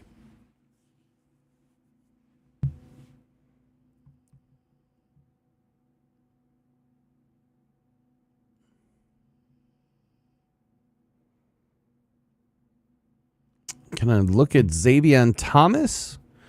The Bears took an 89th. Yeah, I will tomorrow. We'll get into the NFC North stuff tomorrow. Clearly way too much to get through today. But tomorrow we'll get into the NFC North stuff and go in, to all the grades for each team. I just have a lot to break down. I got to go through all the teams. I do have some stuff prepared on it already. But I got to pull film, request film, and get going. Overall, I would say this. My aggregate grade was a B for the draft too. I said that the other night. It's a tough draft. It really is. Now we need these players to work out. Like if the top 3 players don't work out, then we got problems. We needed 2 to 3 players that were going to help win this year. And if we don't get that, then this whole draft was a waste. And then a lot more questions are going to be asked. Brad's never going to be able to win, right? No matter what he does, people are going to pick him apart. It's part of the job. But I gave him a B. And I think that, Brad may have completely ignored the national spotlight to execute the ruthless, high floor draft class is what he did. I know Eric was using the term safe, and I would agree that while it's somewhat safe, there's still a lot of questions here. Higher floor draft is what we needed. And I think a lot of you heard me say that, when we were talking about the older players that are going to be in this draft. And I say, when you look at older players, you look at it from the standpoint of, are you a team that is on the verge of taking that next step and competing deep into the postseason? You're trying to win a Super Bowl. Are you going to take guys that are very young, have, a longer runway in front of them to being able to make it on the field and help you produce? Or are you looking for players that might be just a little bit older, that have played more snaps, that have more experience in the college level, that can step onto the field day one and give your team an opportunity to win?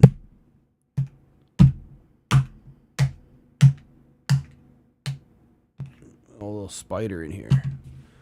So I think that the Lions made the right choice in taking the players that have a little bit higher floor. I would say that, even tracking the day 3, I think you're looking at aggressive trench building here, and I don't know why they're going so crazy after the trenches, unless it's, they don't want to leave any, stone unturned in this case. They want to make sure that they've done enough, that they have enough, that they can compete. And maybe some of these players stick on the practice squad and they stay. You could protect a handful of them. And so maybe there's an opportunity for that. When I look at the Packers, you're going to hate what I said, but man, my overall grade for them could be an A. It could be an A overall for the Packers. And I'll tell you about it more tomorrow. As far as the Bears,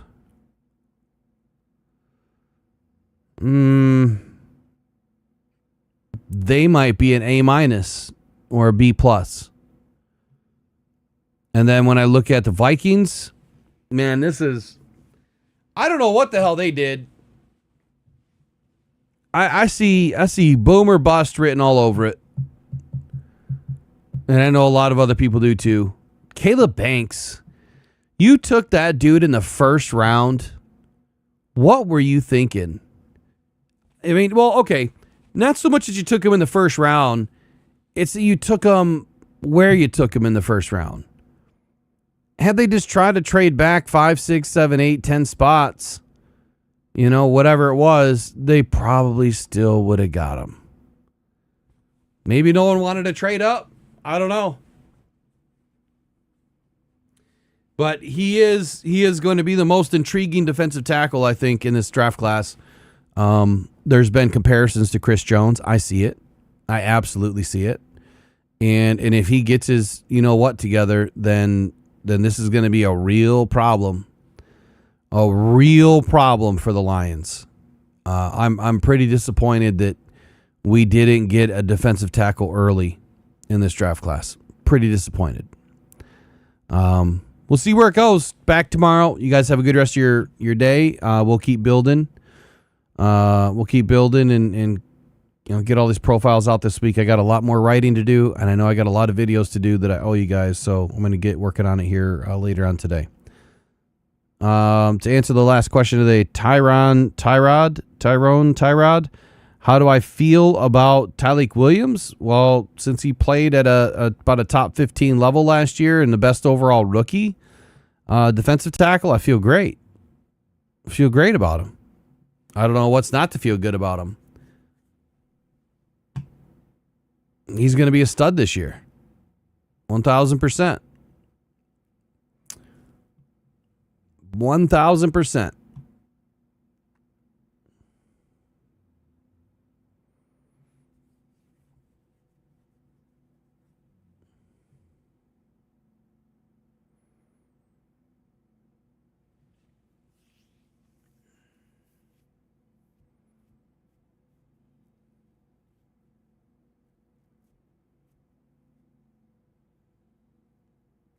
K-Biz says, I think more is aid in depth. I kind of feel the same way. Quite simply because he's more of that speed end. I mean, he can set an edge. He's known for setting an edge. Brad talked about it. But I think that his better usage is to back up Aiden and give Aiden a break, and let's use a higher rotation. I think it's irresponsible to make or force your guys to play so many snaps. Like, I get it. There's only so many snaps they're going to play in a year, 1,000 reps that you might get. And it doesn't sound like a lot. But the more you can keep guys off the field and still produce with other guys on the field, the better it is overall. Why? Because the postseason is what matters. And these guys being able to go deep into the postseason is what matters. So give them a break, man. What is that song? Give them a break. Was that off a Kit Kat bar or something like that? Give them a break. Give them a break. Get him down to 90%, and I think he's going to produce a lot better. Aiden is better with rest. He's not better when he's out there sucking wind in between plays, and you can tell because he takes plays off. I've seen it.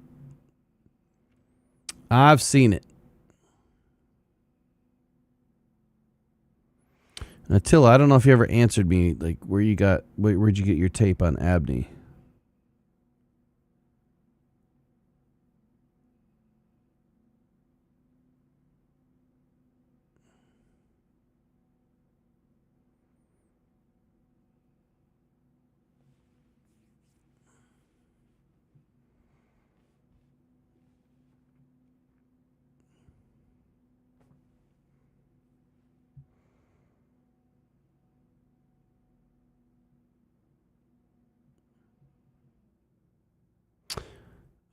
Let me back up a little bit. So someone mentioned Warren King, 5'10", 187 is not extraordinarily small for a corner.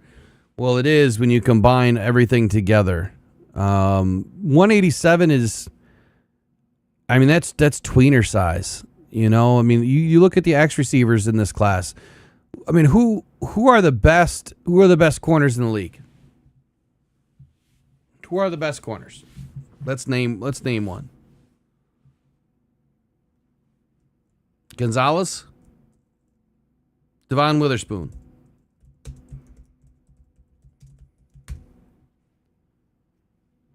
Devon Witherspoon has 31.25-inch arms. He's got the long arms. He's right around 5'11 and a half or 6 foot, and weighs 185, 187, somewhere in that range. So pretty close, but he has the longer arms. So he doesn't have the short, compact frame. He has longer arms, right? That can disrupt at the catch point, which means he's going to be able to compete a little bit better with the bigger receivers without having to get into their body. And depending on how you use them, right? If you're using him more of a zone corner and not always in man, then you can compete with anybody because you're not having to challenge somebody off the line of scrimmage where you're going to get pushed around.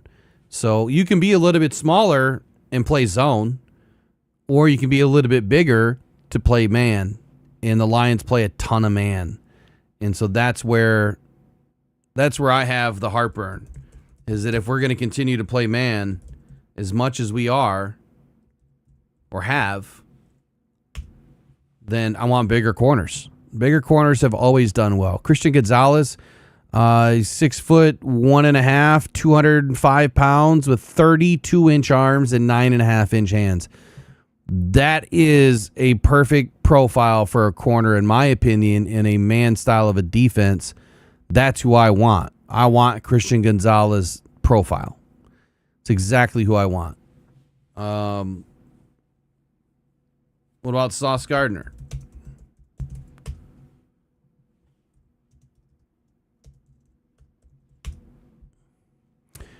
6'3", 190 pounds, 33.5-inch arms.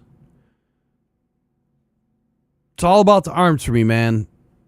I don't even care that you're 5'10", 180, or 190. I'd rather see you have long arms than anything, because it's the arms that do the work as a corner. It's nothing else.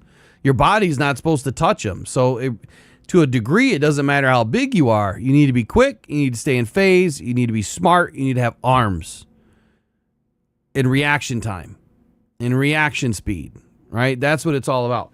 You know what I'd rather see NFL teams do? Like if I was a trainer, or if I was bringing these guys in to test them, you know what I would implement? I would implement some F1 training. I want to see their reaction speed, right? I want to put blinders, or put, an Oculus on them, and they have to react to the ball, or they have to react to a light, and they have to grab something, or I want to see reaction speed. When that ball's coming at you, how quick are you to get that hand out? That's what I want to see. And I don't know if they do any of that, but that's next level training stuff. It's next level.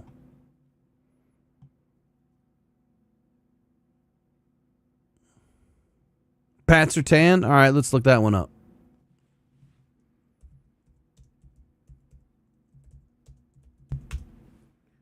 .6'2", 208 pounds, 32.5-inch arms, 10-inch hands. Starting to see the trend here, yeah? Riley Moss? I don't know about him. I don't know if he's really that great. 6'1", 193. Shorter arms, 30-inch arms.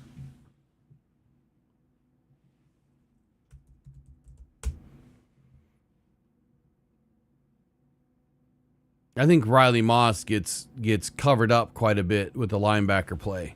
He gets a lot of help. But he's 6'1". He's listed at 6'1", 193, 4.45 or 4.45 speed. Overall gray is better than average. Better than average. Nothing extreme.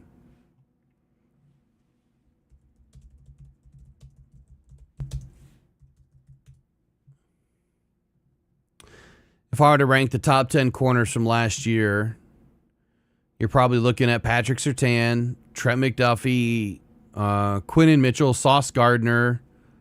Let's go Quinnen Mitchell. We know he's long and lengthy. 6 foot and an eighth, 10-inch hands, 38-inch vert, 31-inch arms. Again, he's got plus 31-inch arms. Who else? Ooh, AJ Terrell.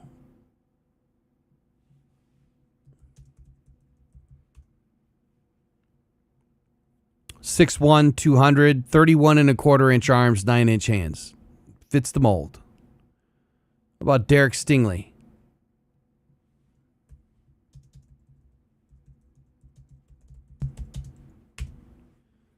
Derrick Stingley, 6'1", 195, 30 and 5/8-inch arms. So he's just under the profile. And then Christian Gonzalez, Jamel Dean, Tareeb Still. These are the top 10 shutdown corners of last year. And 9 out of 10 of them, well, no, now 8 out of 10 of them are at least 6 foot and up, at least 195 and up, and only 2 of them have arms that are sub 31 inches. And only 2 of them are sub 6 foot and sub 195. Everyone else is around 6 foot, 200 pounds, 6'1", 200 pounds, 6'2", 200 pounds, and has 31.5 to 32.5-inch arms. That's where it matters to me with corners. I'm not saying that he can't be productive. I'm not saying that he can't have a decent career. But what I am saying is that if you want to bet against the traits, then you bet against the profile that has the best traits. This is what Ram I'm sorry, T-Taps does for us. So when I built out my T-Taps profile, which is the athletic profile standard, okay, the athletic profile standard, that creates a profile based on history of what players are the best at their position historically, what are their height, weight, rank, or height, weight, speed, agility, all that stuff, and then it creates a map of who are the best at their position and why before they even played in the NFL. And so far, it's been pretty right. It's been pretty accurate. Guys like Kobe Turner were on that list. Guys like Tate Ratledge were on that list. Guys like, I mean, there's a whole bunch more. I'd have to pull it up. Hold on. No, I'm not even going to do it. Because if I start doing this, I'll be on for another hour. I'll be back tomorrow. We'll see you guys. I'm out of here. And I'm doing good, Peter. I'm doing good. Feeling okay today. A lot better after the meds. Ears aren't buzzing as much.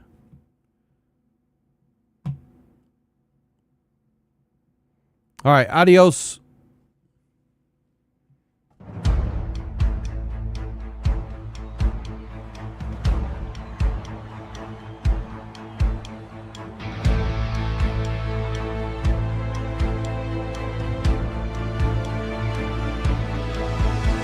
I pledge my Sundays to the Honolulu blue, to the silver stripes and the soul of the blue crew. From the ashes of 0 and then 16 we rose with the chip on our shoulder that everyone knows. I stand with the faithful, the loud and the loyal on Michigan soil where the battle lines coil. I pledge allegiance to the shield and the mane, through the lake effect snow and the November rain. One nation under God, moving the chains with the fire of the city coursing through our veins. Hey! Invisible spirit, upon them will crack. We got the whole league's targets on our back. Watch the war room flicker, watch the vision take hold, turning late round flyers into Detroit gold. He's the master of the board.